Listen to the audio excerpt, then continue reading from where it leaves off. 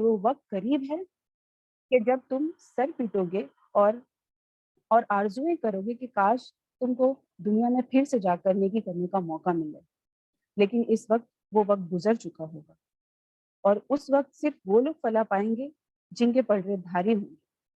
اس وقت کامیاب وہی لوگ ہوں گے جو اس وقت یعنی دنیا میں تمہیں خدا کی راہ کی طرف دعوت دے رہے تھے اور تم ان کا مذاق بناتے تھے۔ آج تمہیں دنیا کی زندگی طویل معلوم ہو رہی ہے، لیکن اس وقت تمہیں اندازہ ہوگا یہ زندگی چند لمحوں میں گزر گئی۔ تم نے گمان کیا کہ ہم نے تمہیں صرف بے محاذی بغیر کسی وجہ کے بغیر کسی مقصد کے بنا کر اس دنیا میں چھوڑا ہے اور تمہیں ہمارے پاس لوٹنا ہی نہیں ہے۔ دراصل ایسا نہیں ہے، لیکن تمہیں صرف ایک ہی خدا عظیم و برتر کے پاس لوٹنا ہوگا، اور تمہارے تمام شرکا اور شفا کچھ کام نہیں آئیں گے۔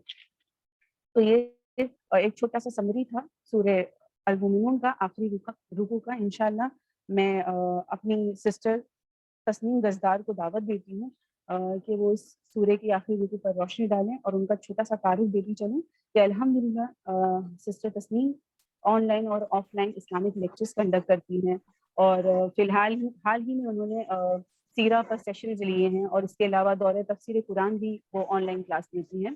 میں انہیں مدعو کرتی ہوں کہ وہ آئیں اور اس سورہ پہ روشنی ڈالیں۔ السلام علیکم ورحمۃ اللہ وبرکاتہ۔ وعلیکم السلام ورحمۃ اللہ وبرکاتہ۔ باجی ہم کو سمجھ میں نہیں آیا آپ کیا بولے۔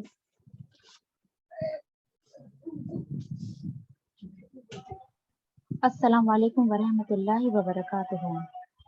جزاک اللہ سسٹر نکھت۔ الحمدللہ سب سے پہلے میں آپ سے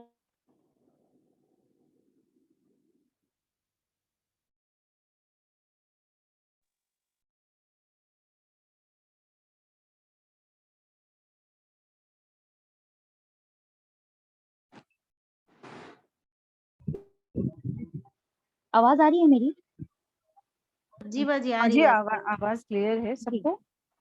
جی باجی جی جزاک اللہ۔ ہاں آمین۔ تو انشاءاللہ جو آج مجھے آیتیں دی گئی ہیں وہ سورہ المومنون کی ہیں، اور یہ جو آیتیں ہیں وہ بہت زبردست قسم کی آیتیں ہیں۔ اصل میں کافی ساری جو آیتیں ہیں وہ دعائیہ آیتیں ہیں، رسول اللہ صلی اللہ علیہ وسلم کو جو خاص دعائیں سکھائی گئی ہیں بیسیکلی تو وہ ہیں، لیکن اس میں کچھ خاص باتیں اللہ سبحانہ و تعالیٰ نے بیان کی ہے۔ تو انشاءاللہ ہم شروع کرتے ہیں۔ نحمدہ و نصلی علی رسولہ الکریم، اما بعد، اعوذ باللہ من الشیطان الرجیم، بسم اللہ الرحمن الرحیم۔ قل ربی انما ترینی ما یوعدون ربی فلا تجعلنی فی القوم الظالمین وإنا علی ان نریک ما نعدہم لقائدون ادفع بالتی ہی احسن السیئۃ نحن اعلم بما یصفون۔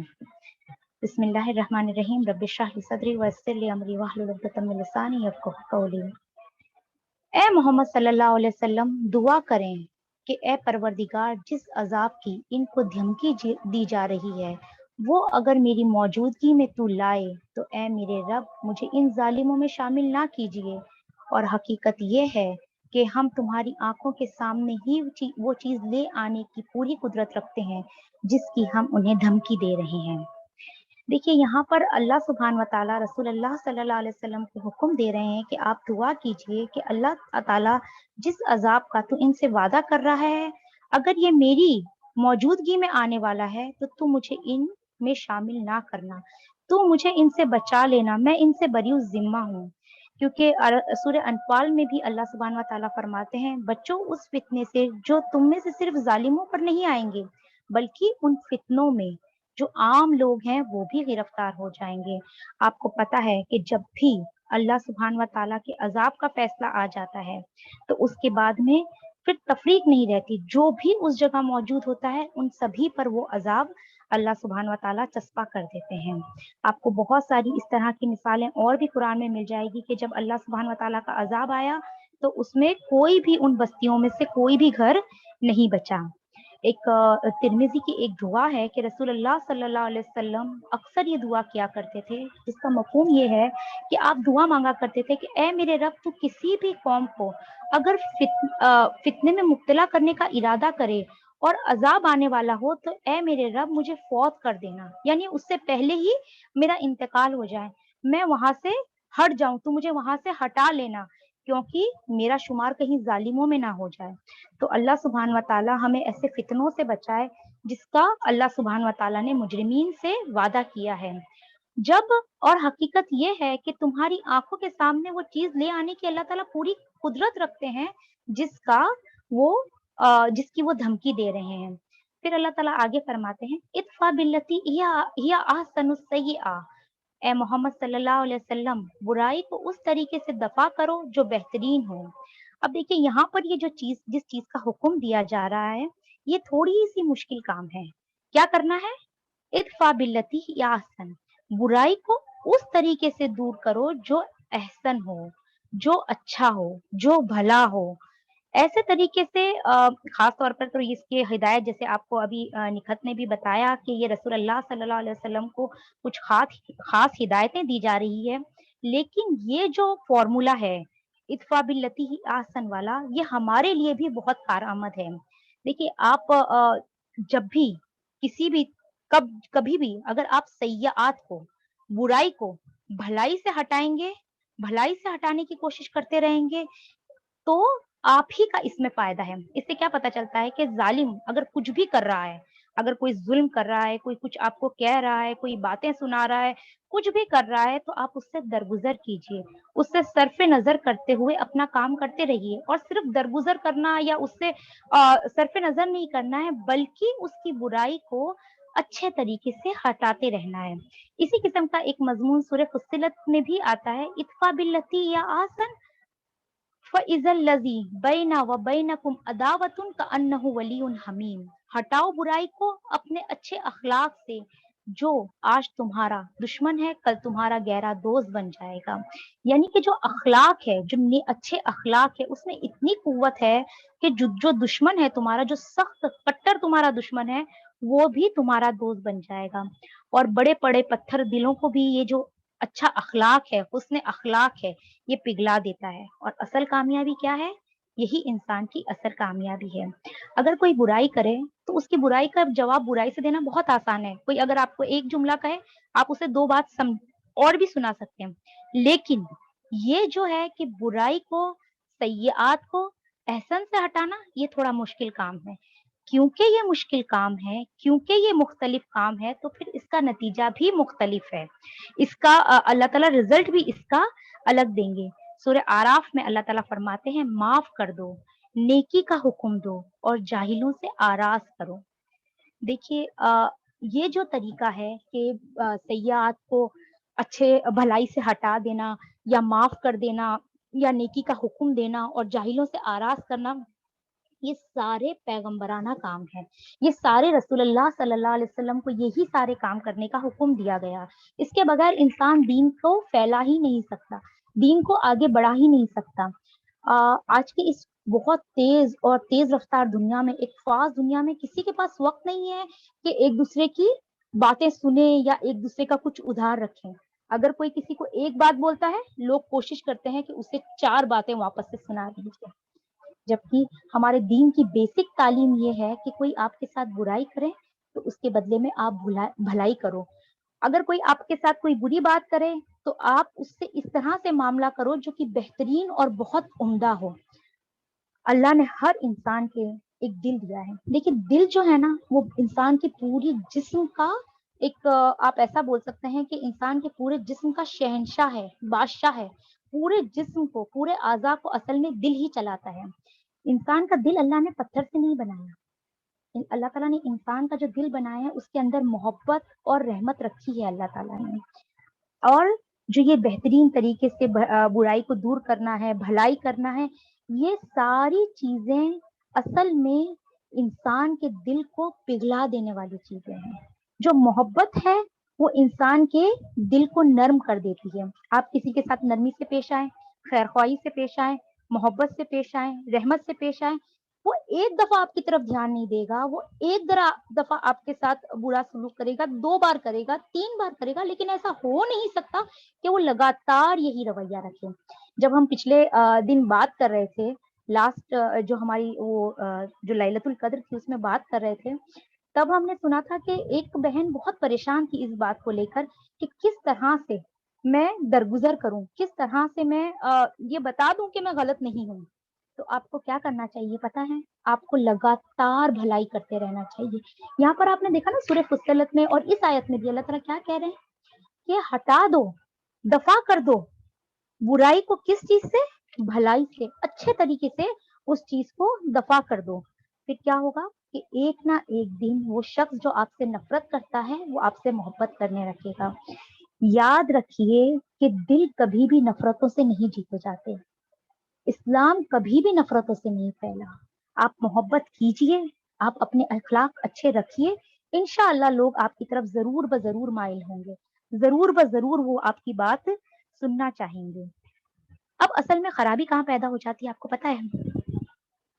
کہ اگر کوئی کسی سے کچھ غلط کرتے ہوئے دیکھے یا کسی کو کوئی غلط بات دیکھے تو انسانوں کا عام رویہ کیا ہوتا ہے کہ وہ اسے یا تو پھیلانے میں لگ جاتے ہیں یا تو لعنت ملامت کرنے لگتے ہیں. اگر کسی کو کچھ برا کرتے دیکھے تو یہ نہیں ہے کہ اس سے درگزر کرے یا اس کو کوئی اچھی بات سکھائے یا اس کے ساتھ کوئی بھلائی کرنے کی کوشش کرے، بلکہ کیا کرتے ہیں کہ اس کو اور زیادہ خراب کرنے میں لگ جاتے ہیں. لعنت ملامت کرنا، باتیں سنانا، یہ کرنا وہ کرنا. اس کا نتیجہ کیا ہوتا ہے کہ جو برائی کر رہا ہے وہ ڈھیٹ ہو جاتا ہے، اس کی حیا ختم ہو جاتی ہے، پھر اس کے لیے غلط اور صحیح کچھ بھی نہیں باقی رہتا. ایسا عام طور پر ہوتا ہے. اچھا ایک بات بتائیے آپ مجھے کہ عام طور پر کسی سیاح کے جواب میں احسن کرنا کیوں مشکل ہوتا ہے؟ ایسا عام طور پر انسان کیوں نہیں کر پاتا؟ اس کی اگلی آیت میں اللہ سبحانہ وتعالیٰ نے اس کا بھی جواب دے دیا. ایسا کیوں ہوتا ہے پتا ہے؟ شیطان کے وسوسوں کی وجہ سے. شیطان کا وسوسہ جو ہے وہ بار بار آتا ہے دل میں. اور شیطان کا وسوسہ کیا ہوتا ہے؟ شیطان آ کر کہتا ہے ارے اگر تم خاموش رہی تو اس کا مطلب کیا ہے کہ تمہارے منہ میں زبان نہیں ہے. اگر تم نے اس بات کا جواب نہیں دیا تو یہ سمجھے گی کہ تمہیں بات کرنا نہیں آتا، یا اس کا حوصلہ بڑھ جائے گا، یا ایسا کہ اگر اس نے تم پر پتھر مارا ہے تو تم اس پہ اینٹ مارو. تمہیں اس بات کا ضرور ضرور جواب دینا چاہیے. اس قسم کے وسوسے لا کر شیطان انسان کے دل میں ڈالتا رہتا ہے اور پھر ایسی ہی باتیں سوچتے سوچتے سوچتے سوچتے انسان جو واپس جوابی کاروائیاں کرنے کی کوشش کرتا ہے. ایک حدیث میں آتا ہے کہ رسول اللہ صلی اللہ علیہ وسلم نے فرمایا جو اللہ کے لیے تواضع اختیار کرتا ہے اللہ اسے بلندی دیتا ہے. اگر آپ اللہ کے لیے نرمی کریں گے، آپ اللہ کے لیے تواضع کریں گے تو اللہ سبحان و تعالیٰ آپ کو اس کے بدلے میں بہت بلندی عطا کرے گا. دیکھیں یہاں پر اللہ تعالیٰ فرما رہے ہیں نا نحن عالم بما یصفون. اللہ تعالیٰ جانتا ہے کہ وہ کیا کیا باتیں کر رہے ہیں. اللہ کو پتا ہے کہ وہ کیسی باتیں تمہارے بارے میں بنا رہے ہیں. تمہیں ضرورت نہیں ہے اپنی صفائیاں پیش کرنے کی، یا جس طرح سے شیطان تمہارے دلوں میں وسوسے ڈال رہا ہے کہ تمہیں جواب دینا چاہیے، اس کی ضرورت نہیں ہے. اپنے آپ اللہ تعالیٰ جان رہا ہے. اس بات کا بھروسہ رکھیں کہ اللہ کو ہر بات کی خبر ہے. اللہ تعالیٰ کہہ رہے ہیں نا یہاں پہ نحن عالم، ہمیں پتا ہے، ہم جانتے ہیں کہ وہ کیا باتیں بنا رہے ہیں. پھر آگے فرمایا وَقُلْ رَبِّ أَعُوذُ بِكَ مِنْ ہَمَزَاتِ الشَّيَاطِينِ، اور اللہ سے دعا کرو پروردگار میں شیاطین کی اکساہٹوں سے تیری پناہ مانگتا ہوں. جب آپ یہ کریں گے نا ادفع باللتی ہی احسن، تو کیا ہوگا کہ شیطان آ کر اکسائے گا کہ نہیں جواب دو. یہاں پر جو لفظ استعمال ہو رہا ہے ہمزات، اس کا روٹ ورڈ ہوتا ہے ہے میم زے. ہمز کہتے ہیں چبھانا، پرک کرنا، کسی چیز کو دبا کر کچھ نکالنا. اب شیطان کیا کرتا ہے؟ شیطان بار بار آتا ہے، بار بار آ کر اکساتا ہے، بار بار پریس کرتا ہے، یہاں تک کہ اتنا کرتا ہے، اتنی بار اکساتا ہے، اتنی بار پلٹ کر آتا ہے. وسواس کہتے ہیں نا، وسواس بھی مطلب ہوتا ہے پلٹ کر آ کر پھونکنا. تو وہ کیا کرتا ہے کہ ایک بار نہیں آتا، بار بار آتا ہے، بار بار آپ کو آ کر اکساتا ہے، اور جو کام آپ نہیں کرنا چاہ رہے ہوتے آخرکار آپ سے وہی کام کروا کر وہ چھوڑتا ہے. آپ جواب نہیں دینا چاہ رہے تھے، آپ اگنور کر رہے تھے، آپ غلط بات کا غلط طریقے سے جواب نہیں دینا چاہ رہے تھے، آخر کیا ہوتا ہے وہ آپ سے وہی کام کروا کر رہتا ہے.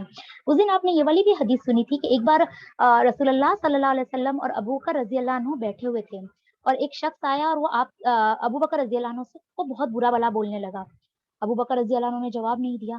آخرکار وہ حد سے ہی آگے بڑھنے لگا اور لگاتار بولنے لگا، اور بہت پریشان ہو کر ابو بکر رضی اللہ عنہ نے اسے आखिर जवाब दे ही दिया। जितनी देर वो शख्स बोल रहा था, रसूलुल्लाह सल्लल्लाहु अलैहि वसल्लम बैठे थे और मुस्कुरा रहे थे। लेकिन जैसे ही अबू बकर रज़ियल्लाहु अन्हु ने जवाब दिया, आप सल्लल्लाहु अलैहि वसल्लम वहां से खामोशी से उठे और चले गए। अबू बकर रज़ियल्लाहु अन्हु को ये बात बहुत अजीब लगी कि जब तक वो मुझे बराबर भला बुरा बोल रहा था तो आप सल्लल्लाहु अलैहि वसल्लम सुन रहे थे, लेकिन जैसे ही मैंने एक जुमला बोल दिया, आप सल्लल्लाहु अलैहि वसल्लम चले गए। उन्होंने जाकर रसूलुल्लाह सल्लल्लाहु अलैहि वसल्लम से पूछा कि आपने ऐसा क्यों किया? तो रसूलुल्लाह सल्लल्लाहु अलैहि वसल्लम ने बताया कि जब तक तुम खामोश थे, फरिश्ते तुम्हारी तुम्हारी तरफ से उसको जवाब दे रहे थे, लेकिन जैसे ही तुमने जवाब दिया, फरिश्ते वहां से चले गए और शैतान आ गया। तो फिर मैं वहां कैसे रुक सकता था? तो ये क्या होता है पता है? ये शैतान आकर वसवसा डालता रहता है, उकसाता रहता है कि तुम्हें जवाब देते रहना चाहिए, तुम्हें जवाब देना चाहिए ज़रूर-ज़रूर।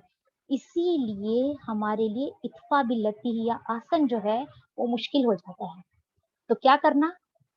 आप वक़्कुल रब्बी औज़ु बिका मिन हमज़ातिश शयातीन, ए और कहिए कि ए मेरे रब, मैं तेरी पनाह में आता हूँ शयातीन की छूत से, शयातीन के वसवसों से। ये करेंगे तो जैसे मैंने आपको बताया ना कि हमज़ात कहते हैं किसी चीज़ को प्रेस करना।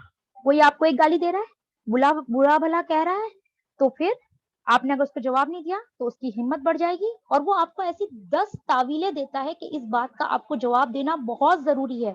अगर आपने ये जवाब नहीं दिया तो ये बहुत मुश्किल बात है।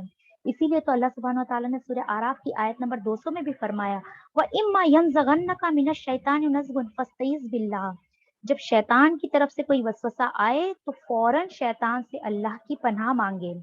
अगर किसी के दिल में शैतान बार-बार कुछ बुरे ख्यालात डाल रहा है, कुछ बुरी बातें बार-बार डाल रहा है, तो फिर हमें क्या पढ़ना चाहिए?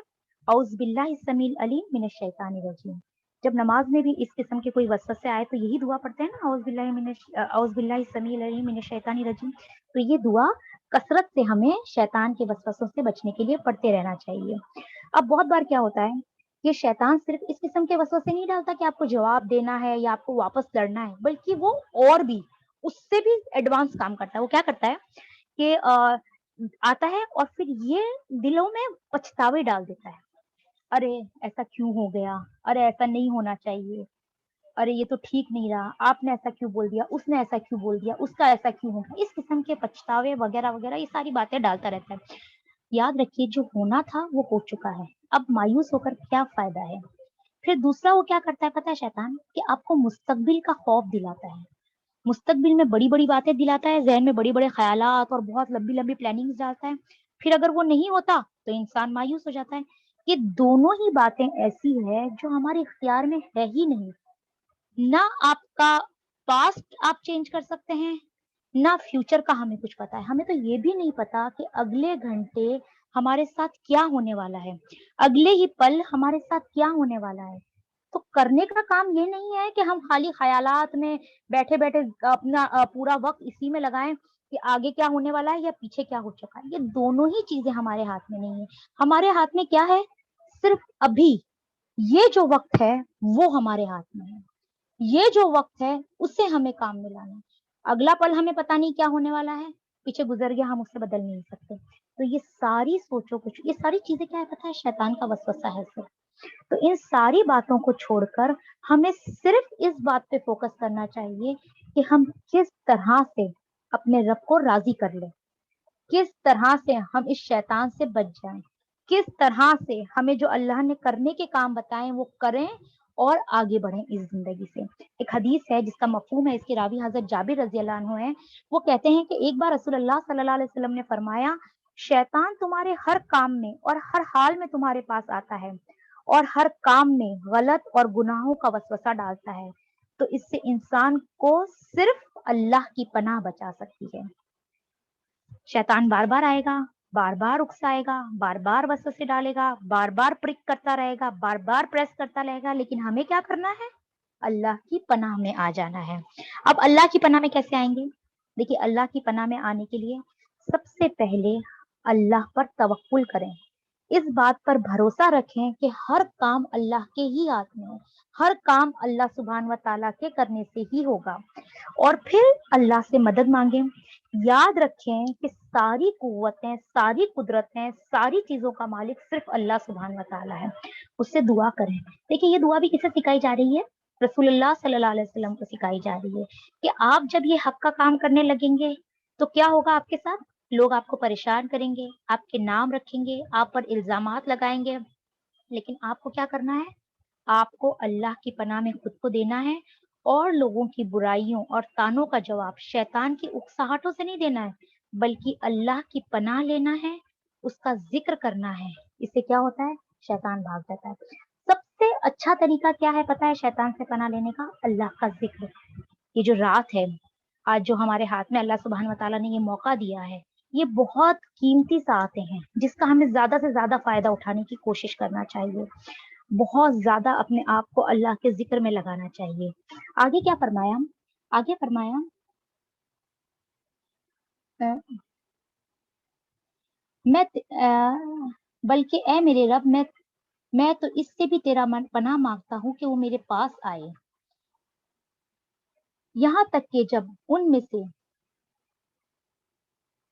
आउज बिका रब्बी अन यहज़रुन हत्ता इज़ा जा अहदहुमुल मौत, यहाँ तक कि जब उनमें से किसी को मौत आ जाएगी, काला रब्बिरजीऊन, वो क्या कहेगा कि मुझे वापस पलटा दो, मुझे वापस भेज दो। कहाँ भेज दो? देखिए ये बात जो है ये खास तौर पर मुजरिमीन जो लोग हैं उनके लिए यहाँ पर खास तौर पर उनका जिक्र है कि जब उनकी मौत आती है और वो अपने सामने मौत के फरिश्तों को देखते हैं तो क्या कहते हैं? रब्बिरजीऊन, ए अल्लाह मुझे वापस उसी दुनिया में वापस भेज दो, मुझे वापस जाना है, मुझे नहीं चलना है साथ में, मौत के फरिश्तों के साथ मुझे नहीं जाना है, परवरदिगार मुझे वापस भेज दे। कहाँ भेज दे? उसी दुनिया में भेज दे जहां से मैं आया हूँ। और आगे फरमाया लअल्ली अमलु सालिहन, ताकि मैं कुछ अच्छे काम करके आऊं, कुछ अच्छा कर लूं। लेकिन यहाँ पर देखिए पहले एक हदीस सुना दूं मैं आपको कि जब मौत के फरिश्ते मोमिनीन के पास आते हैं, जो मोमिन लोग होते हैं उनके पास आते हैं, तो मोमिन जब होता है वो उससे मौत के फरिश्तों के साथ में राहत का और रहमत का सामान देखता है, तो फरिश्तों के साथ जाने लगता है। तो फरिश्ते उससे पूछते हैं क्या तुम वापस इस दुनिया में रहना चाहते हो? तुम इस दुनिया में यहीं रहना चाहते हो? तो जो मोमिन होता है वो कहता है कि मैं इस गमों और तकलीफों की दुनिया में क्या करूंगा, मुझे वापस यहाँ नहीं जाना। देखिए इस वक्त मामला क्या हो रहा होता है, इंसान मर रहा होता है, मौत के फरिश्ते सामने होते हैं, उसे उसके बच्चे भी दिख रहे होते हैं। आपको पता है ना कि सकरात के वक्त में जब इंसान मर रहा होता है उसे मौत के फरिश्ते भी दिख रहे होते हैं और उसे दुनिया के जो लोग होते हैं अपने रिश्तेदार होते हैं वो भी दिख रहे होते हैं। उस वक्त उसके सामने उसके बच्चे रो रहे होते हैं, उसके घर का बहुत सा काम बाकी होता है, बहुत सारी जिम्मेदारियां बाकी होती है, बहुत सारे हिसाब किताब बाकी होते हैं, बहुत सारी चीजों का उसे जवाब देना होता है। लेकिन फिर भी वो क्या कहता है? नहीं, मुझे यहाँ नहीं रुकना है, मुझे आपके साथ जाना है। मैं इस दुनिया में जाकर क्या करूंगा, इस तकलीफों और इस दुनिया में मैं जाकर क्या करूंगा, मुझे आपके साथ जाना है। सिवाय जो शहीद होते हैं, जब उनसे पूछता है कि क्या तुम्हें यहाँ रुकना है, तो वो कहते हैं हाँ हमें वापस जाना है और शहीद होकर वापस आना है। लेकिन मोमिन ये कहते हैं कि नहीं, हमें आपके साथ जाना है वापस, हमें अपने रब से मिलना है। और जब यही सवाल काफिर से किया जाता है और या ऐसे मुसलमान से जिसने कुछ नेक अमल नहीं किया है, बस वो खाली नाम के मुसलमान है, तो वो क्या कहते हैं? रब बिरजीऊनी, मुझे वापस भेज दो, मुझे वापस जाना है। इसीलिए फिर उसके आगे क्या कहा? ताकि हम कुछ नेक अमल, उम्मीद है शायद के, लाली अमल सालिहन, शायद के उम्मीद है कि मैं अब कोई नेक काम कर कर आ जाऊं, मुझे थोड़ी सी मोहलत दे दो, मैं अब कुछ नेक काम कर कर आ जाऊंगा। जब मोहलत का वक्त खत्म हो गया तो अब पछता कर क्या फायदा? ये जो दुनिया की जिंदगी है ये असल में हमारे लिए एक इम्तिहान गाह है। हमें यहाँ पर नेक अमल करके बताना है कि हम उस जन्नत के लायक हैं या नहीं है। अल्लाह सुब्हान व तआला ने असल में इंसानों को बनाया तो जन्नत के लिए ही है, लेकिन उसके साथ एक शर्त लगा दी कि तुम इस एक वक्त तक, एक खास वक्त तक दुनिया में जाओ और अपने आप को इस बात के लिए प्रूफ करो कि तुम इतनी खूबसूरत जन्नत के काबिल हो। इस जो ये मौका दिया है, इस इतने पीरियड में जाकर इस बात का ये इम्तिहान देकर आओ कि तुम्हें इस जन्नत में दाखिल कर दिया जाए। अब इंसान यहाँ आया, लेकिन उसने जो करने के काम नहीं थे वो नहीं किए, आखिरकार उसका वक्त खत्म हो गया। और जब फरिश्ते लेने आ गए तो अब चाहे वो कितनी भी तौबा कर ले, कितनी भी माजरतें कर ले, कितना भी कुछ कर ले कि नहीं अब मैं नेक अमल करूंगा, नहीं अब मुझे वापस भेज दो, अब मुझे थोड़ी देर का मोहलत और दे दो, ये सारी माजरतें उस वक्त कुछ काम नहीं आएगी। क्योंकि तो अब तो उसने देख लिया ना कि अल्लाह ने जो वादा किया था वो सब हक है, फरिश्ते उसके सामने हैं, मौत के फरिश्ते उसे लेने आ चुके हैं, तो अब उसकी तौबा कुछ भी कबूल नहीं होगी। आपको पता है ना कि मौत को तो देखकर फ़िरौन भी ईमान ले आया था। फ़िरौन ने भी कह दिया था कि मैं मूसा और हारून के रब पर ईमान ले आया हूँ, लेकिन क्या उसका ईमान कबूल हुआ? नहीं हुआ। और हमारा जो ईमान है, असल में ईमान की पहली शर्त ही युमिनून बिल गैब है, कि गैब पर ईमान लाना। जो बात बता दी गई है उस पर ईमान लाना। अगर उस पर ईमान नहीं लाए तो फिर अब वो ईमान कोई भी फायदे का नहीं है, कुछ भी काम का नहीं है। आगे फरमाया, कल्ला इन्नहा कलिमतुन हुवा काइलुहा, हरगिज नहीं, ये तो बस एक बात है जो वो बक रहे हैं। ये जो मोहलत मांग रहे हैं, जो ये बातें कह रहे हैं कि हमें वापस जाने दीजिए, हम वापस से कुछ नेक काम कर कर आएंगे, हमें थोड़ी मोहलत और दे दीजिए, ये सिर्फ बात कर रहे हैं, बात में बात बना रहे हैं। वरना अगर करना होता तो जो टाइम दिया था उसमें ही ये कराते ना। अभी मान लीजिए अगर एक इम्तिहान का पर्चा लिखना है, 3 घंटे में वो पेपर कंप्लीट करना है, लेकिन अगर इंसान ने वो नहीं किया और 3 घंटे खत्म हो गए, अब उसकी मोहलत खत्म हो गई, अब बाद में वो कितना ही पेन घसता रहे, क्या उसका वो पर्चा कबूल किया जाएगा? नहीं कबूल किया जाएगा। खत्म हो गया वक्त, अब उसकी कोई भी जरूरत नहीं है। सूरह मुनाफिकून में भी अल्लाह ताला ने यही कहा है कि जब वो देखते हैं तो कहते हैं, ए हमारे रब, हमने देख लिया, हमने सुन लिया, अब हमें वापस भेज दे ताकि हम कुछ नेक अमल करें, कुछ सदका वगैरह करें, यानी आपकी राह में कुछ खर्च करें। तो लेकिन अल्लाह ताला कहेंगे हरगिज नहीं, अब किसी को एक लम्हे की भी मोहलत नहीं दी जाएगी। अब वक्त खत्म हो चुका है, अब तुम्हें अल्लाह की तरफ लौट कर जाना है। और अपना जो ये जो वक्त मिला था तुम्हें, जो ये एक मुद्दत मिली थी तुम्हें, जो एक मौका मिला था, अगर तुमने उसे गवा दिया तो अब तुम्हारे पास तुम्हारा मौका खत्म हो चुका है। देखिए बहनों, हम अपने आप को देखें कि हमारे पास कितना वक्त है। हमें क्या लगता है, बहुत से काम, बहुत सी नेकियां हम सिर्फ इसलिए नहीं करते कि कल कर लेंगे, कल मैं ये अच्छा कर लूंगी, अभी तो बहुत वक्त पड़ा है, कल मैं ये सब कुछ सही कर लूंगी। ये जो कल कल कल वाला रवैया है ना, असल में ये बहुत ज्यादा नुकसानदेह है।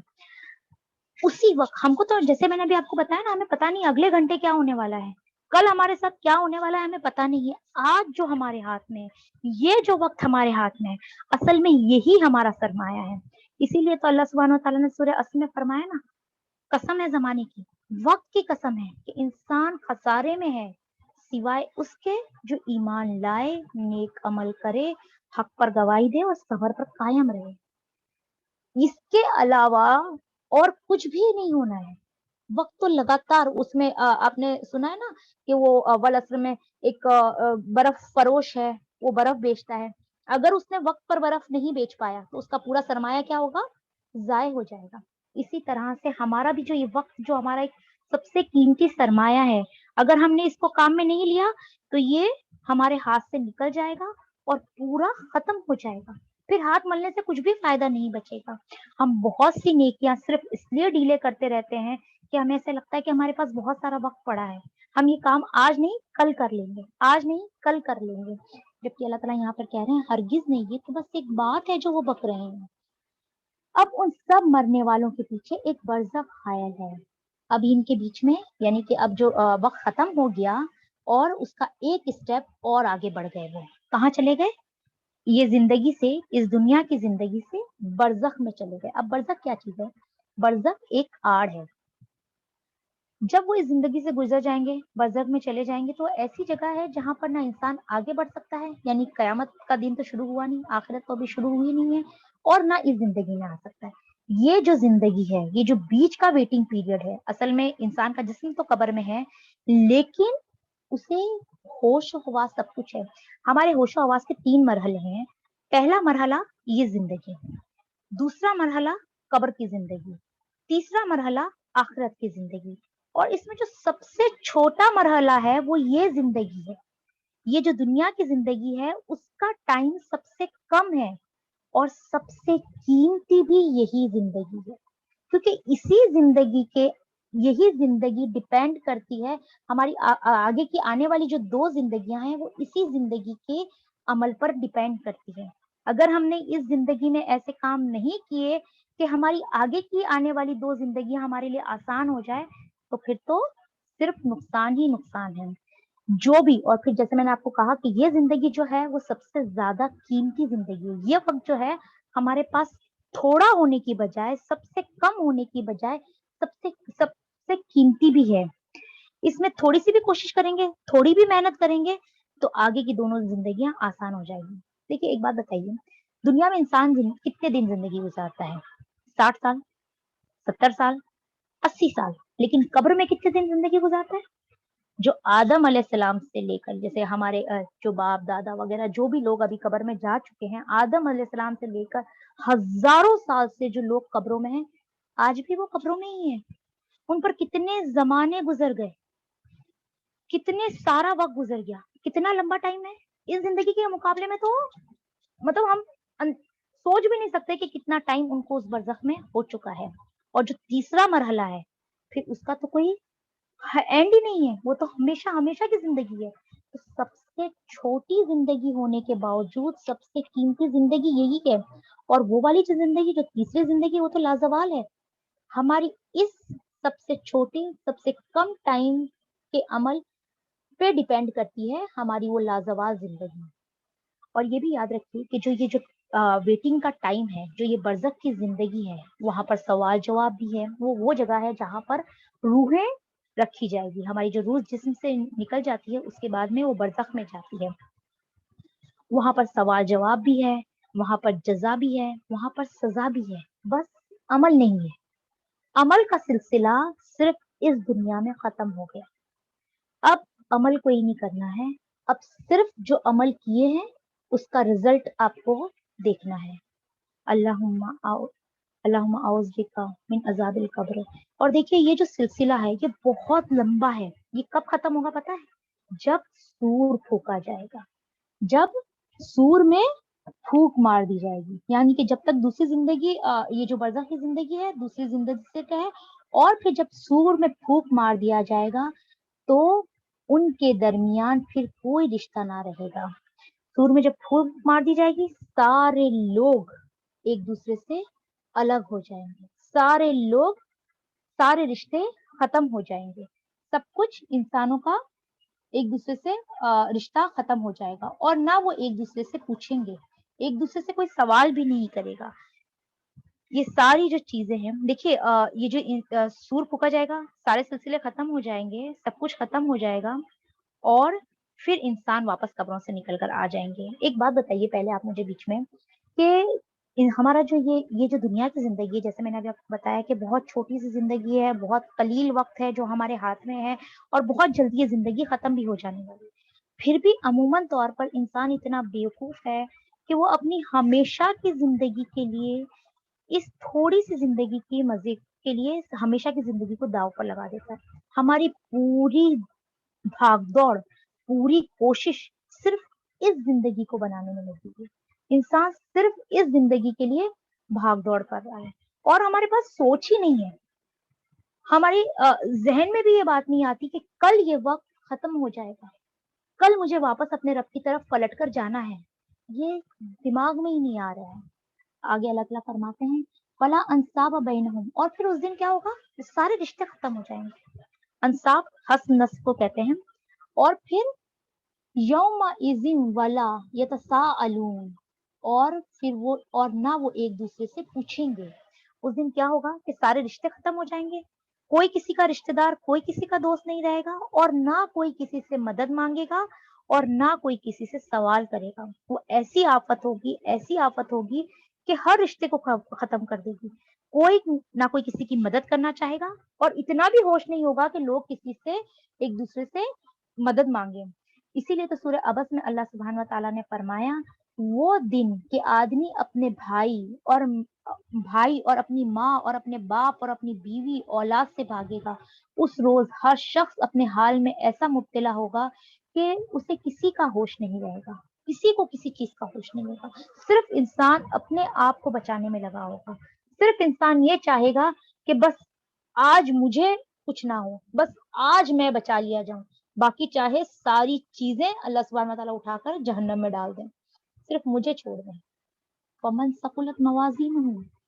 उस वक्त اس وقت جن کے پلڑے بھاری ہوں گے. جو یہ قیامت کا دن ہوگا, جو یہ نفس نفسی کا عالم ہوگا, جو اتنا سخت وقت ہوگا, اس وقت جن کے پلڑے بھاری ہوں گے فَأُولَئِكَ هُمُ الْمُفْلِحُونَ, وہی فلاح پانے والے ہوں گے.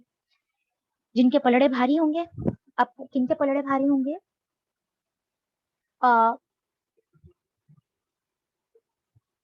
فَمَنْ ثَقُلَتْ مَوَازِينُهُ فَأُولَئِكَ هُمُ الْمُفْلِحُونَ, جن کے پلڑے بھاری ہوں گے وہ فلاح پائیں گے. وَمَنْ خَفَّتْ مَوَازِينُهُ, اور جن کے پلڑے ہلکے ہوں گے فَأُولَئِكَ الَّذِينَ خَسِرُونَ أَنفُسَهُم, وہ اصل میں خسارہ, گھاٹا اٹھانے والے, ان کا پورا نقصان ہو جائے گا.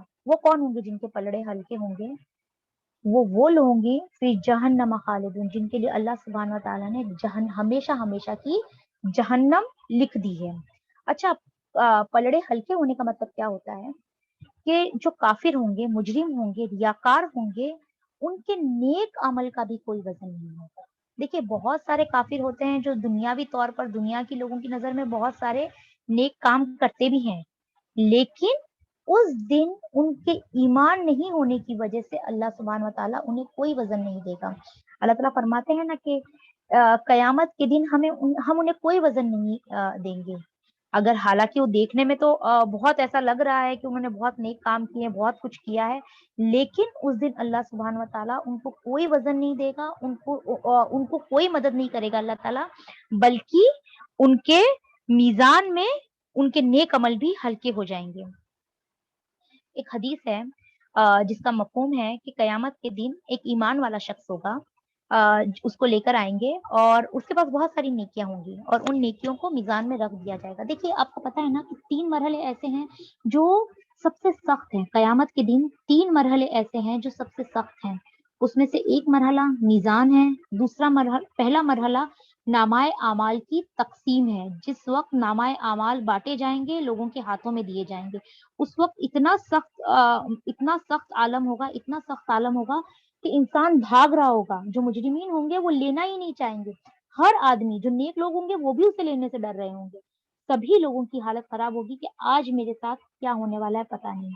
پھر دوسرا مرحلہ, جب ان نامۂ اعمال کا وزن کیا جائے گا, جب اللہ سبحانہ و تعالیٰ میزان قائم کر دیں گے, جب اللہ تعالیٰ ترازو لگا دیں گے اور ان کو تولا جائے گا, اس وقت حالت بہت خراب ہوگی کہ اب کیا ہونے والا ہے, اب میرے ساتھ کیا معاملہ. تو اس وقت انسان بہت زیادہ پریشانی کا عالم ہوگا, بہت زیادہ تکلیف میں ہوگا. اور تیسرا جو مرحلہ ہے وہ پل صراط کا مرحلہ ہے. آپ کو پتا ہے نا کہ چاہے وہ نیک ہو, ہر آدمی کو اللہ تعالیٰ قرآن میں فرماتے ہیں کہ ہر آدمی کو جہنم پر وارد ہونا ہے.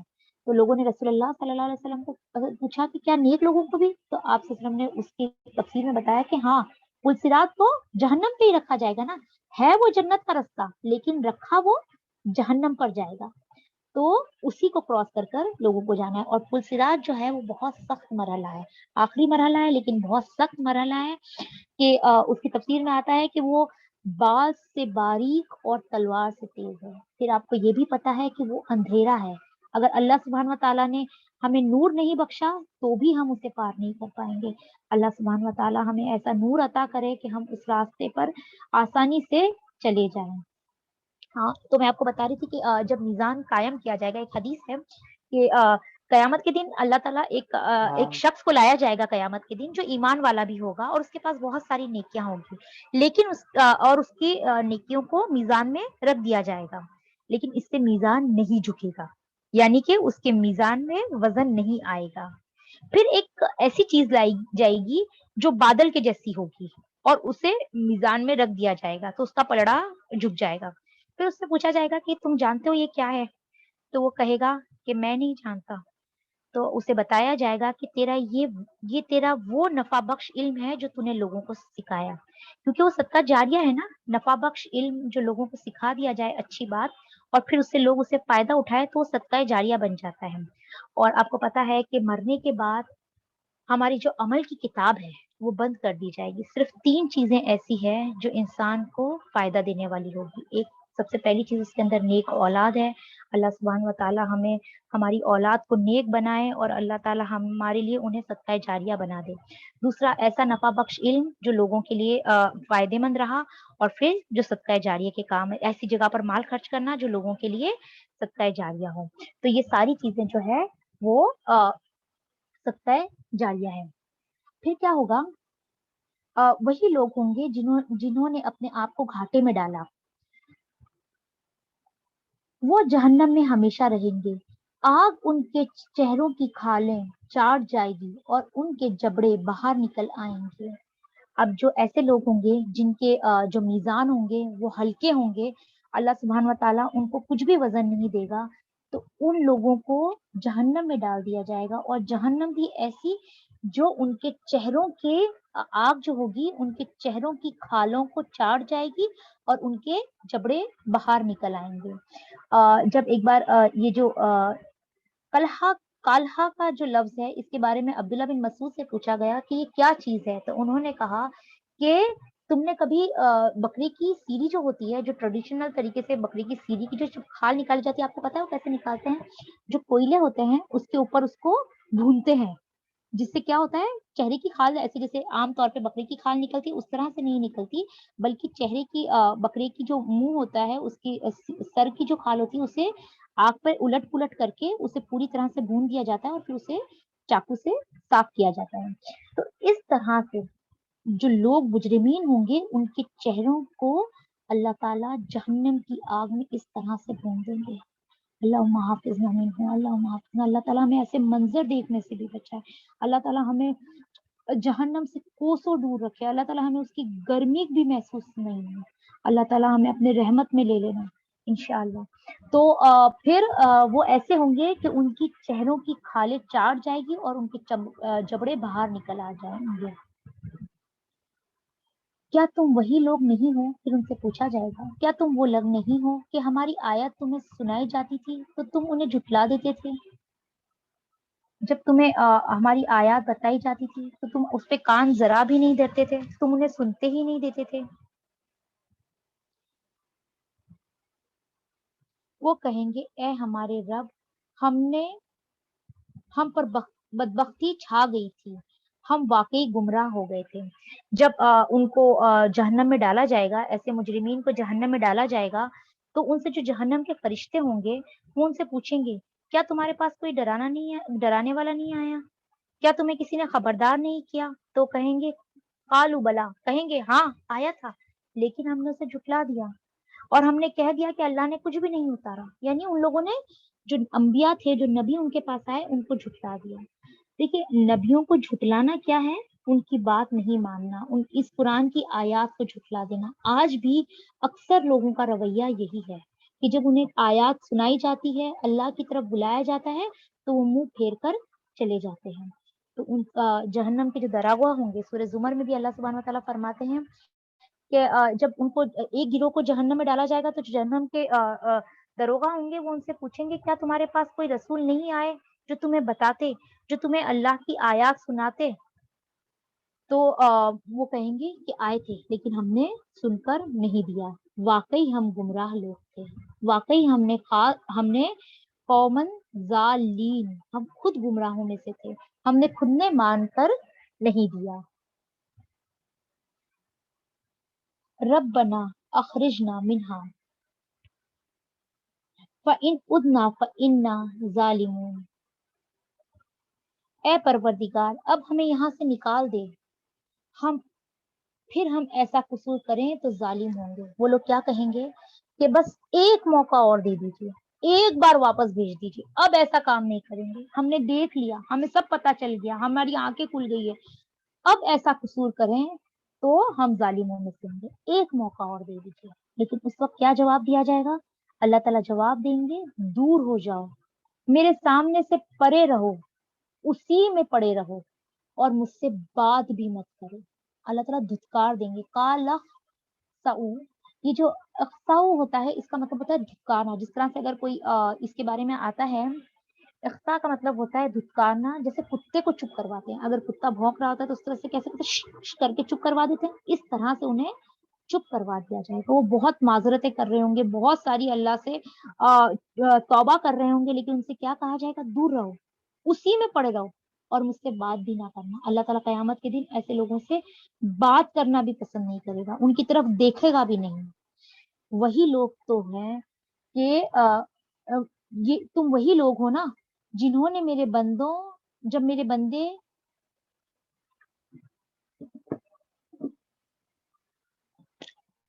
تم وہی لوگ تو ہو کہ میرے کچھ بندے جب کہتے تھے اے ہمارے رب ہم ایمان لائے, ہمیں معاف کر دے, ہم پر رحم کر, تو سب رحیموں سے اچھا رحیم ہے, تو تم اس کا مذاق اڑاتے تھے. جب میرے بندے کہتے تھے ربنا آمنا فاغفر لنا ورحمنا وانت خیر الراحمین, میرے جو نیک بندے, میرے ایمان والے بندے جب مجھ سے اس طرح سے دعائیں مانگا کرتے تھے, مجھ سے رحم کی بھیک مانگا کرتے تھے, تم اس بات کا مذاق اڑاتے تھے, کیونکہ تمہیں اس بات کا بھروسہ نہیں تھا نا کہ اللہ کے سامنے جا کر کھڑے ہونا ہے.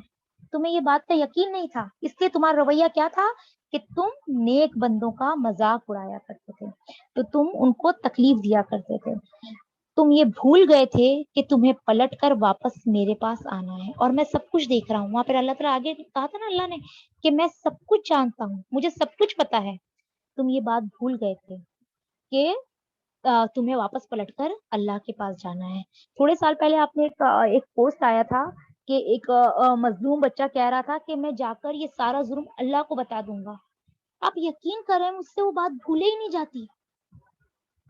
کس طرح سے اگر کوئی ہماری شکایت اللہ سے کر دے, بہت سارے مطلب بہت سارا ظلم ہے دنیا میں, بہت سارے لوگ تکلیف میں ہیں, پھر ہم اتنا آرام سے بیٹھے ہیں, اتنا اپنے آرام سے اپنے گھروں میں ہیں, پھر بھی اگر ہم اللہ کا ویسا حق ادا نہیں کر سکے تو کیا اللہ ہمیں پوچھے گا نہیں کہ میں نے تمہیں اتنی نعمتوں, اتنے آرام, اتنے راحت میں رکھا تھا, پھر تم نے میرے لیے کیا کیا؟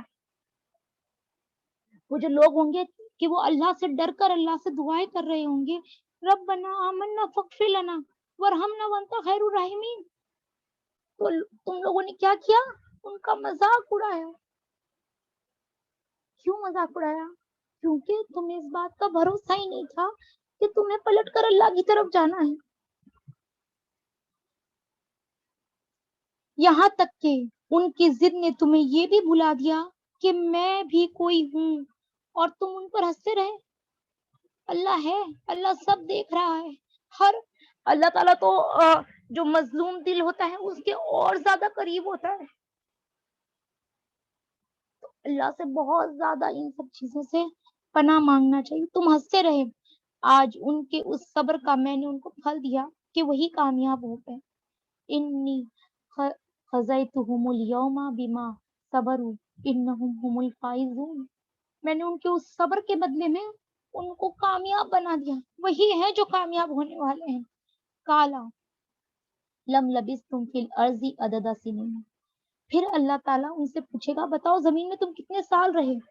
اب دیکھیے یہ قیامت کا منظر بیان ہو رہا ہے کہ جب یہ مجرمین ہوں گے جو دنیا میں لوگوں کا مذاق اڑایا کرتے تھے, اللہ کی آیات کا مذاق اڑایا کرتے تھے, اللہ تعالیٰ ان سے پوچھیں گے بتاؤ تم دنیا کی زندگی میں کتنے دن رہے, زمین میں کتنے سال رہے. وہ کہیں گے قالوا لبثنا یوما او بعض یوم, کچھ ایک دن یا اس کا کچھ حصہ ہم وہاں ٹھہرے, تھوڑے دن. شمار کرنے والوں سے, فرشتوں سے پوچھ لیجئے, ہم بہت تھوڑی دیر وہاں پر وقت گزار کر آئے ہیں, زیادہ دیر وہاں پر نہیں رہے ہیں.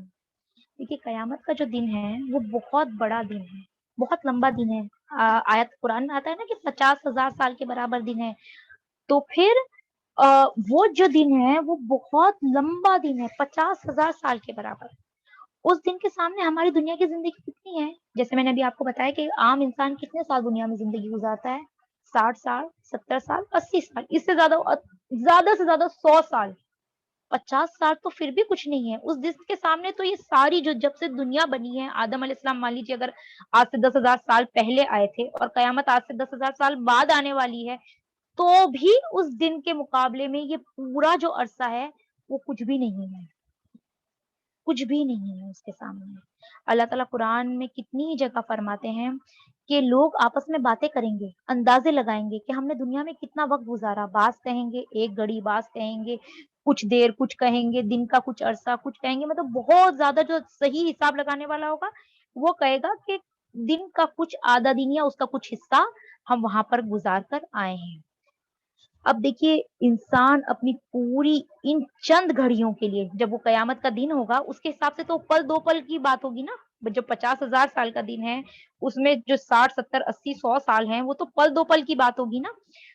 ان ان چند گھڑیوں کے لیے، ان پل 2 پل کے لیے انسان اپنی پوری زندگی اس کو سنوارنے میں، ان دنوں کو اس دنیا کی قلیل زندگی کو اچھا بنانے میں، پرفیکٹ بنانے میں، آئیڈیل بنانے میں ساری اس کی ایفرٹس اسی میں لگ رہے ہیں. وہ دن جو اتنا بڑا دن ہے، جو اتنا سخت دن ہے، جو ایسا دن ہے کہ وہاں سے انسان بھاگ کر کہیں جا ہی نہیں سکتا، اسے ضرور ضرور اپنی ہر بات کا جواب دینا ہے. اس دن کو بھول کر اس دن کے مقابلے میں ہماری ساری بھاگ دوڑ اگر اس دنیا کے لیے ہے تو بتائیے کیسی بیوقوفی کی بات ہو جائے گی. اور پھر وہ کیا کہیں گے؟ کاش، ارشاد ہوگا تھوڑی دیر ٹھہرے ہو نا، کاش تم یہ بات اس وقت سمجھ جاتے. اللہ تعالیٰ ان سے کیا کہیں گے؟ ہاں تم تھوڑی دیر ٹھہرے ہو، اس دن کے مقابلے میں تو تم تھوڑی دیر ٹھہرے ہو، لیکن یہ بات کاش تم دنیا میں سمجھ جاتے کہ یہ جو دنیا کی زندگی ہے وہ بہت تھوڑی سی ہے. تم کو یہ بات اس دنیا میں سمجھ میں آ جاتی. ایک حدیث ہے نا جس میں رسول اللہ صلی اللہ علیہ وسلم نے فرمایا کہ دنیا کی زندگی آخرت کے مقابلے میں ایسی ہے کوئی جیسے کہ کوئی سمندر میں انگلی ڈالے اور نکالے، اس انگلی میں جتنا پانی آئے گا بس اتنی ہی دنیا کی زندگی. اگر کوئی پانی میں سمندر میں انگلی ڈالے اور اس انگلی کو باہر نکالے تو کیا انگلی میں کچھ پانی لگتا ہے؟ پانی کچھ بھی نہیں آتا، صرف انگلی گیلی ہو جاتی ہے، پانی تھوڑی آتا ہے اس میں. بس دنیا کی جو زندگی ہے وہ اتنی سی ہی زندگی ہے. ایک اور حدیث میں آتا ہے کہ مچھر کے پر کے برابر، اتنی حقیر جیسے کہ مچھر کا پر. پھر اس زندگی کے لیے، اس چیز کے لیے انسان اتنی کوشش کر رہا ہے، اتنی بھاگ دوڑ، اتنی سارے ایفرٹس اس کے لیے ہی لگا رہا ہے. تو یہ تو بالکل ایسا سودا ہے جو بہت نقصان کا سودا ہے، بہت خسارے کا سودا ہے اگر ہم نے یہ اسی میں اپنی زندگیاں لگا دی تو. قال ان لبثتم الا قلیلا، بہت تھوڑی دیر. لو انکم انتم تعلمون، کاش کے بل سمجھ جاتے ہیں. افحسبتم انما خلقناکم عبثا، ہم نے تمہیں فضول ہی پیدا نہیں کیا. کیا تم نے یہ سمجھ رکھا ہے کہ ہم نے تمہیں فضول ہی پیدا کیا ہے؟ وَأَنَّكُمْ إِلَيْنَا لَا تُرْجَعُونَ، اور تمہیں ہماری طرف کبھی پلٹ کر نہیں آنا ہے. کیا انسان نے یہ سمجھ لیا ہے کہ اللہ سبحانہ و تعالیٰ نے یہ پوری جو اتنی زبردست قسم کی دنیا بنائی ہے، اتنی زبردست قسم کی کائنات بنائی ہے، اتنی ساری جو اپنی مخلوق ہے، جو یہ ہوائیں ہیں، یہ سورج ہے، یہ چاند ہے، اور جو بھی چیز ہم استعمال کر رہے ہیں اللہ کی اس دنیا میں، ہم جو سانس بھی لے رہے ہیں، جو ہم انٹینشنلی اور ان انٹینشنلی جو چیزیں یوز کر رہے ہیں. دیکھیے جب ہم آپ کو پتا ہے نا، انسان اب پتا چلا کہ انسان جو انہیل کرتا ہے وہ آکسیجن انہیل کرتا ہے. ہمیں پہلے تو یہ بھی نہیں پتا تھا کہ ہم کیا سانس، کس طرح سے سانس لے رہے ہیں، لیکن وہ بھی نعمت ہم لگاتار اس سے فائدہ اٹھا رہے تھے. جب سے انسان بنا ہے، جب سے سانس لے رہا ہے، فائدہ لگاتار اٹھا رہا تھا، لیکن نعمتوں کا شکر نہیں تھا. پھر انسان یہ سمجھتا ہے کہ یہ ساری چیزیں، یہ جو سارا سسٹم ہے اللہ سبحانہ و تعالیٰ نے یوں ہی بنا دیا ہے، ایک کھیل تماشا ہے کہ اللہ تعالیٰ نے اسے یوں ہی بنا دیا اور سارے اختیارات بھی دے دیے ساتھ میں اللہ نے اس انسان کو کہ تم جیسے چاہے ان چیزوں میں تصرف کرو، بس حد سے نہ بڑھنا. یہی ایک بات کہی نا کہ حد سے نہیں بڑھنا، باقی جو استعمال کرنا ہے حد میں رہ کر ان ساری چیزوں کو، ان ساری نعمتوں کو استعمال کرو. کیا وہ یہ سمجھتا ہے یہ یوں ہی بنا دیا اللہ تعالیٰ نے؟ وَإِنَّكُمْ إِلَيْنَا لَا تُرْجَعُونَ، اور تمہیں ہماری طرف کبھی پلٹ کر نہیں آنا ہے، کبھی بھی تمہیں ہماری طرف نہیں پلٹنا ہے. دنیا میں دیکھیے، دنیا میں زندگی گزارنے کے 2 طریقے ہیں. ایک تو یہ طریقہ ہے کہ آخرت کو بھول کر ساری کوشش، ساری محنت، ساری بھاگ دوڑ اس لیے کی جائے کہ دنیا کے فائدے حاصل ہو جائیں، دنیا میں ہم کامیاب ہو جائیں، دنیا میں لوگ ہماری واہ واہ کریں. ایک تو یہ رویہ ہے. اور دوسرا رویہ کیا ہے کہ ہر بار، ہر کام کرتے ہوا، ہر مرحلے پہ انسان یہ سوچے کہ مجھے یہ کام آخرت میں کیا فائدہ دینے والا ہے، اس کا آخرت میں کیا رزلٹ آنے والا ہے. یہ دونوں جو رویے ہیں وہ دونوں مختلف ہیں، ان کا رزلٹ بھی بے شک مختلف ہی ہے. اگر کسی کی سوچ، کسی کی بھاگ دوڑ صرف اس دنیا کے لیے ہے، صرف اس کی ساری کوششیں اس دنیا کے لیے ہے، تو ظاہر سی بات ہے وہ صرف دنیا ہی حاصل کر سکے گا. اگر اس کے اور کسی کی سوچ، کسی کی بھاگ دوڑ، کسی کی ساری انرجی آخرت میں آخرت حاصل کرنے میں لگی ہے، اللہ کو راضی کرنے میں حاصل لگی ہے، تو پھر اسے وہی حاصل ہوگا. آپ کو پتا ہے نا، ایک حدیث کا مفہوم ہے کہ رسول اللہ صلی اللہ علیہ وسلم نے فرمایا، اگر کوئی دنیا حاصل کرنے کے لیے بھاگتا ہے تو دنیا اس کے آگے آگے بھاگتی ہے، لیکن اگر کوئی اللہ کے دین کے لیے بھاگ دوڑ کرتا ہے تو دنیا اللہ تعالیٰ اسے یوں ہی عطا کر دیتے ہیں. اور ایک اور حدیث کا مفہوم ہے کہ آپ صلی اللہ علیہ وسلم نے فرمایا، اگر اللہ کی نظر میں دنیا کی ذرا سی بھی حیثیت ہوتی تو اللہ کسی کافر کو ایک گھٹ پانی بھی عطا نہیں کرتا. اللہ تعالیٰ کسی کافر کو ایک گھٹ پانی بھی نہیں دیتا. اللہ کی نظر میں تو اس دنیا کی کوئی حیثیت نہیں ہے. اور ان آیتوں کو پڑھ کر ہمیں بھی یہ احساس ہو رہا ہوگا، آپ کو بھی یہ احساس ہو رہا ہوگا کہ دنیا کی زندگی کتنی حقیر سی چیز ہے، کتنی حقیر چیز ہے جو کب ختم ہو جائے گی ہمیں خود کو بھی نہیں پتا ہے کب ختم ہو جائے گی. آگے فرمایا، فتعال اللہ الملک الحق، بس بالا تر ہے اللہ بادشاہ حقیقی. کیسے تم نے سمجھا کہ جو اللہ اتنا بلند ہے، اتنا بادشاہ حقیقی ہے، جس کے ہر کام میں کوئی نہ کوئی مقصد اور کوئی نہ کوئی حکمت ہے اس کے ہر کام کے اندر، وہ کیوں ایسی زبردست زمین بنا دے گا، ایسی زبردست مخلوق، انسان جیسی مخلوق بنا دے گا، اور پھر اسے یوں ہی چھوڑ دے گا کہ وہ چوپائی کی طرح زندگی گزارے، اس کی زندگی کا کوئی مقصد ہی نہ ہو. لا الہ الا ہو، اللہ تعالیٰ تو بہت زیادہ عظیم ہے، اس کی ہر بات میں کوئی نہ کوئی مقصد ہے، اس کے علاوہ کوئی الہ نہیں ہے، وہ مالک ہے عرش کریم کا، اس کی ہر چیز میں، ہر پلاننگ میں کوئی نہ کوئی حکمت ہے. اگر اس نے یہ دنیا بھی بنائی ہے، انسان کو کچھ اختیارات بھی دیے ہیں، انسان کو اس دنیا میں بھیجا بھی ہے کچھ وقت گزارنے کے لیے، تو ضرور اس کے اندر کوئی نہ کوئی حکمت ہے.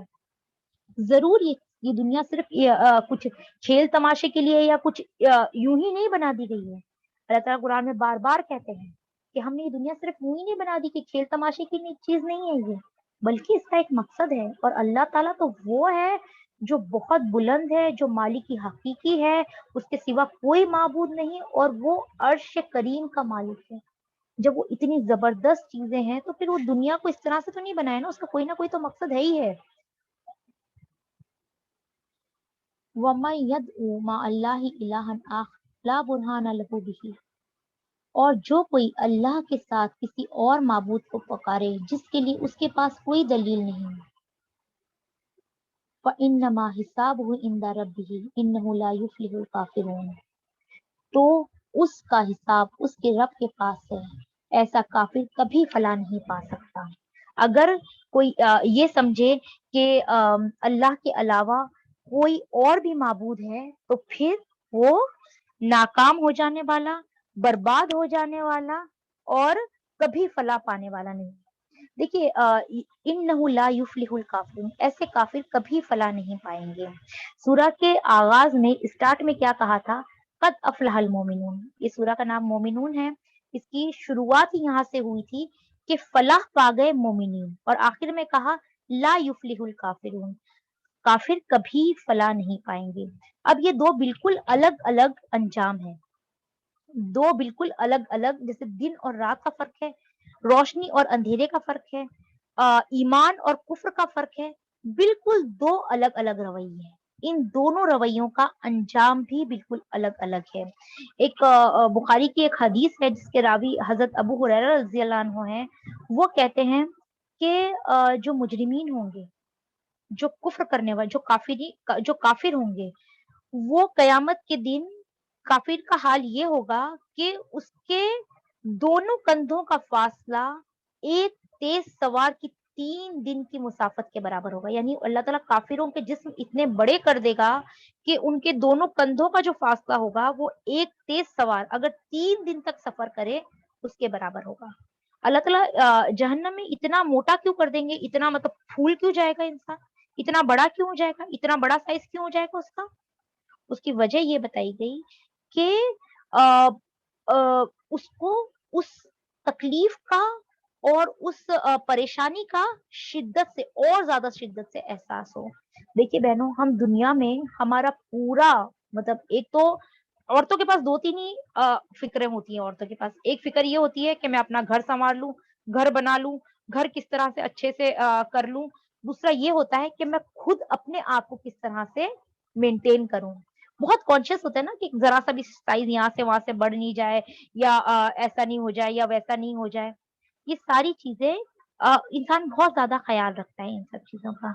लेकिन इन्हीं चीज़ों में अगर सारा वक़्त ख़त्म हो गया, इन्हीं फ़िक्रों में सारा वक़्त चला गया और जो असल करने के काम थे, वो हम नहीं कर पाए, तो फिर क्या होगा कि हम सिर्फ़ और सिर्फ़ हमारे हाथ में रेत बाकी रह जाएगी और कुछ भी नहीं बाकी रहेगा।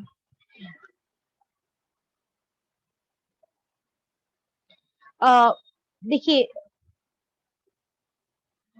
इस दुनिया में हमारे पास ये दुनिया का जो वक़्त है, ये बहुत कम है, लेकिन इस दुनिया में अगर आप थोड़ा भी अमल करें, थोड़ा भी काम करें, थोड़ी भी अल्लाह को राज़ी करने की कोशिश करें, तो वो उस दिन बहुत ज़्यादा हमारे लिए फ़ायदे की बात हो जाएगी। इस दुनिया में इंसान किसी भी हाल में कुछ भी कर उस दिन के खसारे से बचने की उसे कोशिश करना चाहिए। ये जो वक़्त है, हमें इसे गनीमत समझना चाहिए और इसके अंदर लगातार कोशिश करते रहना चाहिए अपने लिए। देखिए, बात शुरू यहाँ से हुई थी कि सबसे पहले फितनों से पनाह माँगे। आप सल्लल्लाहु से कहा गया था कि आप फितनों से पनाह माँगे कि अल्लाह ताला अगर तूने अज़ाब को हमारी जो आयतें शुरू हुई थी कि अल्लाह ताला जिन अज़ाब की इनको धमकी दी जा रही है, मुझे अगर मेरी मौजूदगी में अज़ाब आने वाला हो, तो मुझे इनमें शामिल नहीं कर। मुझे इस चीज़ से बचा देना। मुझे इन लोगों को मुझे इनमें नहीं रखना।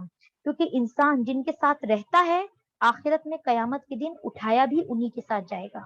तो अल्लाह ताला तू हमें इनमें शामिल नहीं कीजिएगा, हमें इनमें से नहीं बनाना।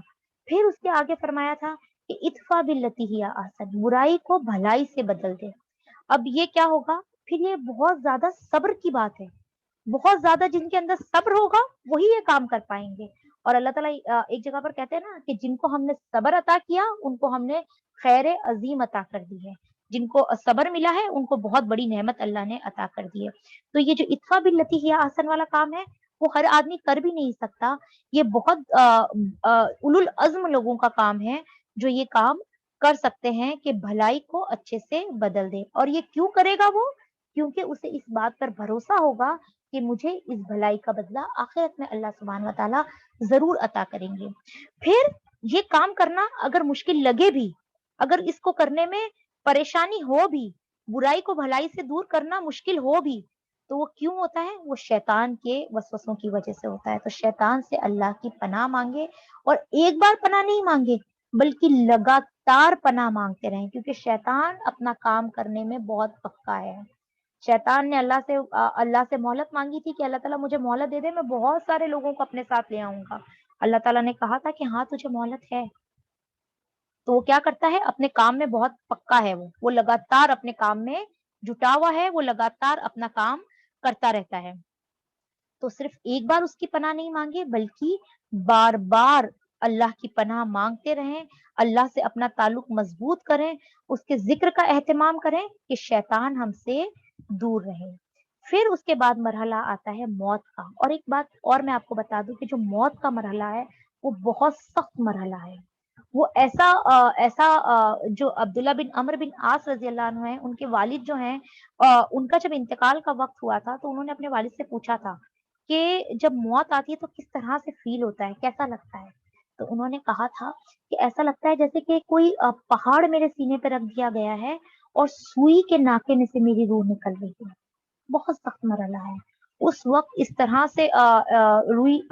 से रूह निकलती है कि बहुत ज़्यादा तकलीफ़ होती है। एक और जो ताबीन है उनका वाक़या आता है कि उनसे जब पूछा गया कि आपको कैसा फ़ील हो रहा है? जब उनके नज़ा का उनका आलम था, सकरात का आलम था, उनसे पूछा कि कैसा आपको लग रहा है? तो उन्होंने कहा कि मुझे ऐसा लगता है जैसे किसी ने मेरे पेट में खंजर घोंप दिया है। मतलब इतनी तकलीफ़ है। یہ سارے لوگ جو ہیں جن کے جو عبداللہ بن عمرو بن عاص کے والد ہیں اور یہ سب لوگ ہیں، یہ بہت نیک اور بہت اچھے لوگ ہیں. ان کی جب موت کا وقت ہے تو ایسی تکلیف ہے.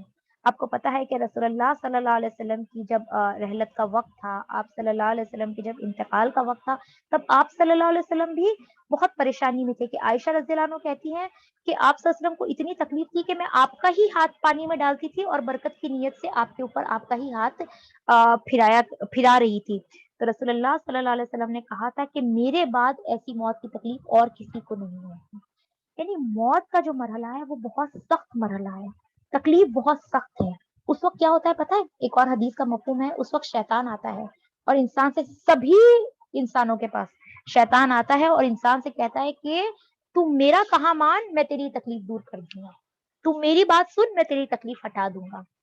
تو جو نیک لوگ ہوتے ہیں وہ تو اسے اپنے پاس سے ہٹا دیتے ہیں. اور وہ ایسا کیوں کر پاتے ہیں؟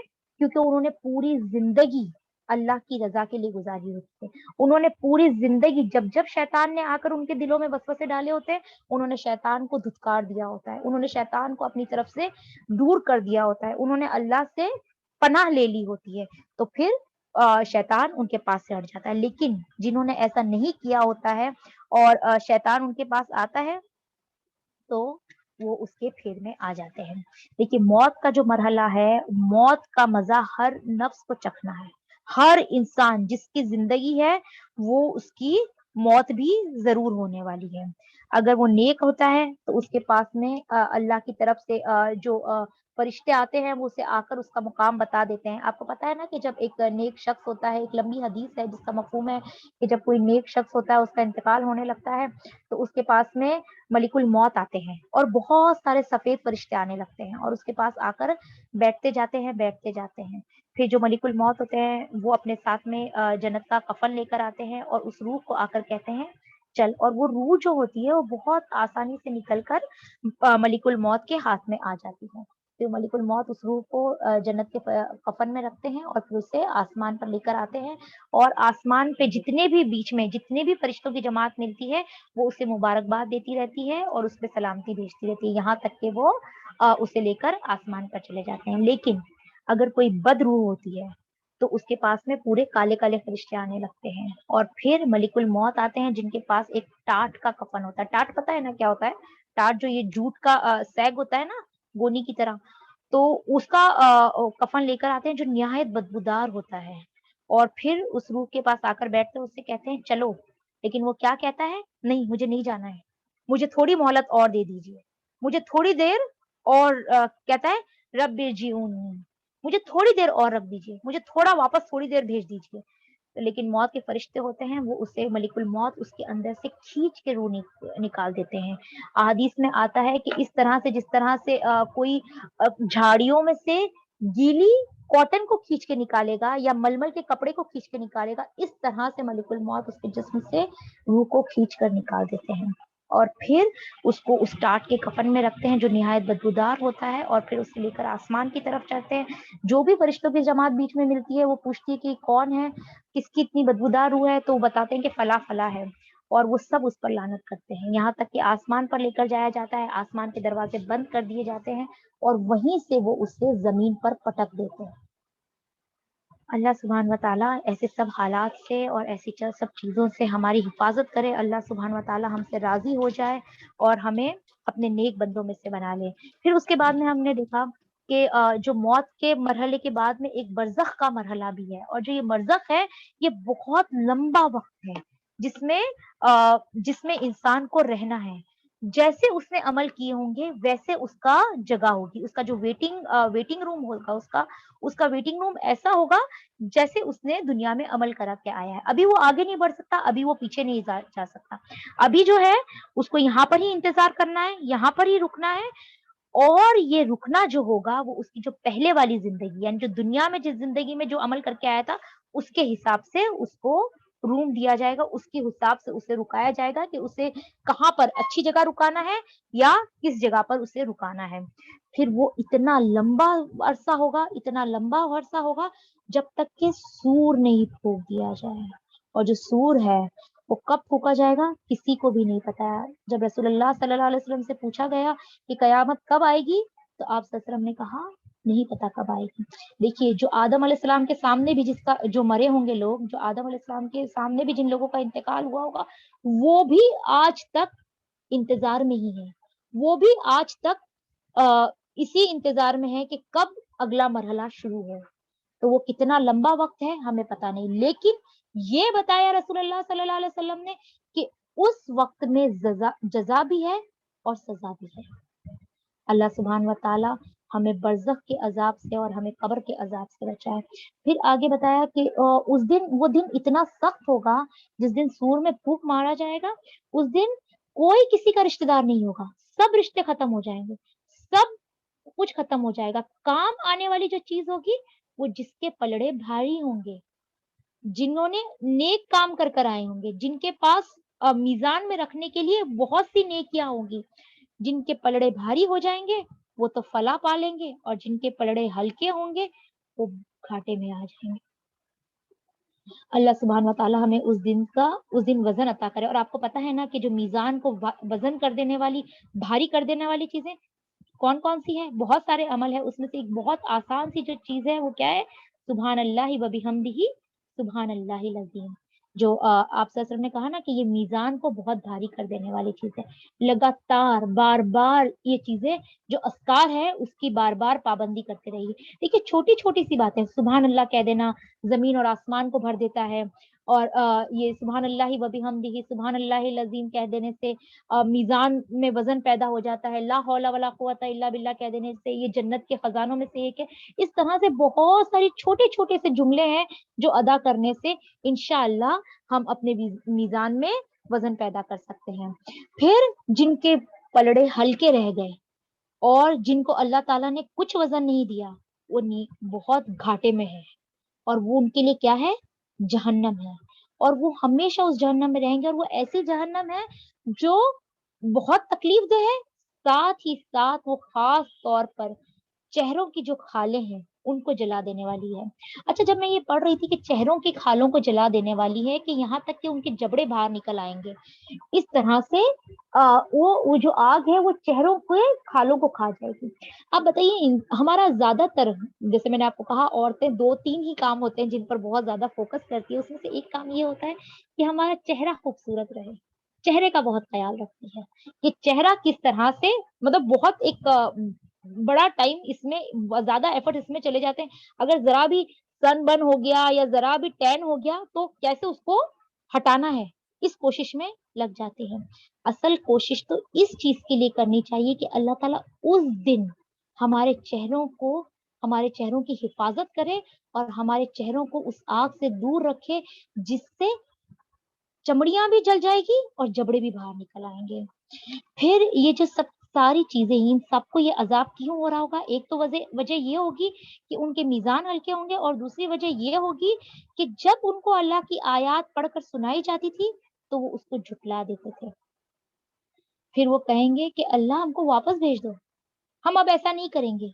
हम बेशक गुमराह लोगों में से थे। अगर हमको एक मौका और दे दीजिए, अगर अब हम ऐसा कसूर करें, अगर हम ऐसा कसूर करें तो बेशक हमको ज़ालिमों में से शुमार कर लेना, बेशक हमको फिर जहन्नम में डाल देना। लेकिन अल्लाह ताला कह रहे हैं कि ये सारी जो चीज़ें हैं ना, ये सिर्फ़ बातें बना रहे हैं। अगर करना होता तो पहले ही कर लेते, करने के काम होते। ये तो ऐसी ही बात है कि कोई कहे कि अरे इस एग्ज़ाम में मैं इसलिए फ़ेल हो गया हूँ, मैंने पढ़ाई नहीं की, एक चांस और मिलेगा तो मैं कर लूँगा। जब आपने पहली बार नहीं किया तो आप बार-बार भी कितनी बार भी कर लें, नहीं करेंगे। जिसको एक बार नहीं करना है, वो कभी भी नहीं करना है। वो उसे बार-बार नहीं कर सकता। अल्लाह ताला जवाब देंगे, दूर हो जाओ और उसी जहन्नम में पड़े रहो। और इसकी वजह क्या है? अल्लाह ताला इतना नाराज़ क्यों होगा कि अल्लाह ताला कहेंगे दूर हो जाओ, उसी जहन्नम में पड़े रहो, मुझसे बात मत करो। क्यों? क्योंकि तुम वही लोग हो ज जो तुम वही लोग हो कि जब मेरे बंदे कहते थे रब्बना आमन्ना फ़ग़फ़िर लना, जब वो मेरे बंदे मुझसे कहते थे कि ऐ हमारे परवरदिगार, हम ईमान लाए, हमें माफ़ कर दे, हम पर रहम कर, तू तमाम रहम करने वालों में ज़्यादा रहम करने वाला है। तो तुम इस बात का मज़ाक उड़ाते थे? इस बात का तुम मज़ाक उड़ाते थे ना? तो यहाँ तक कि तुम्हारी ज़िद ने तुम्हें ये बात भुला दी कि तुम मेरी तरफ मैं हूँ और तुम्हें पलट कर मेरी तरफ आना है। تم اس بات کو بھول گئے تھے، اس لیے تم نے یہ کیا، تو آج تمہارا ٹھکانہ جہنم ہی ہے۔ پھر اللہ تعالیٰ ان سے پوچھے گا کہ بتاؤ زمین میں کتنے سال رہے، تو وہ کہیں گے بہت تھوڑے دن، بہت تھوڑا عرصہ، کچھ وقت، کچھ گھڑیاں ہم زمین میں ٹھہرے، ورنہ ہمیں بہت موقع ہی نہیں ملا کہ ہم کچھ نیک کام کرتے، موقع ہی نہیں ملا کہ کچھ اچھا کام کر کر آتے، ہم تو بہت تھوڑی سی دیر وہاں پر ٹھہرے تھے۔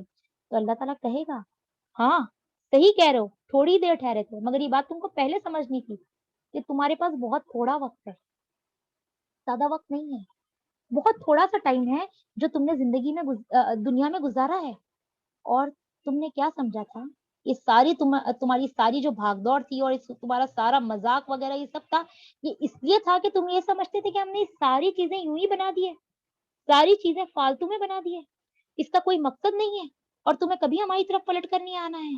اللہ تعالیٰ پاک ہے، فتعال اللہ الملک الحق لا الہ الا ہو رب العرش الکریم، بس اللہ بالا و برتر ہے، اللہ بادشاہ حقیقی ہے، کوئی خدا اس کے سوا نہیں، مالک ہے عرش کریم کا، اور جو کوئی اللہ کے ساتھ کسی اور معبود کو پکارے گا، اس کے لیے جس کے لیے اس کے پاس کوئی دلیل نہیں ہے، تو اس کا حساب اس کے رب کے پاس ہے۔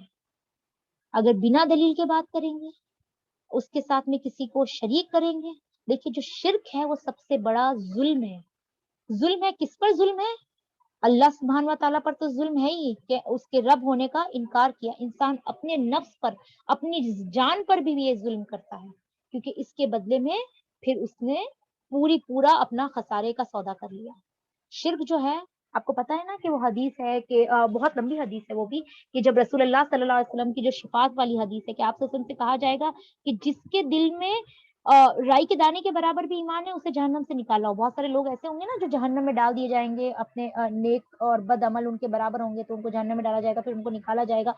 تو جب رسول اللہ صلی اللہ علیہ وسلم سے کہا جائے گا کہ جس کے دل میں رائی کے برابر بھی ایمان ہے اسے نکال لاؤ، اور جس کے دل میں رائی برابر شرک ہوگا اسے جنت میں نہیں ڈالا جائے گا، اسے جہنم میں ہی چھوڑ دیا جائے گا۔ شرک جو ہے وہ سب سے بڑا گناہ، سب سے بڑا ظلم اور سب سے بڑا نقصان کا سودا ہے۔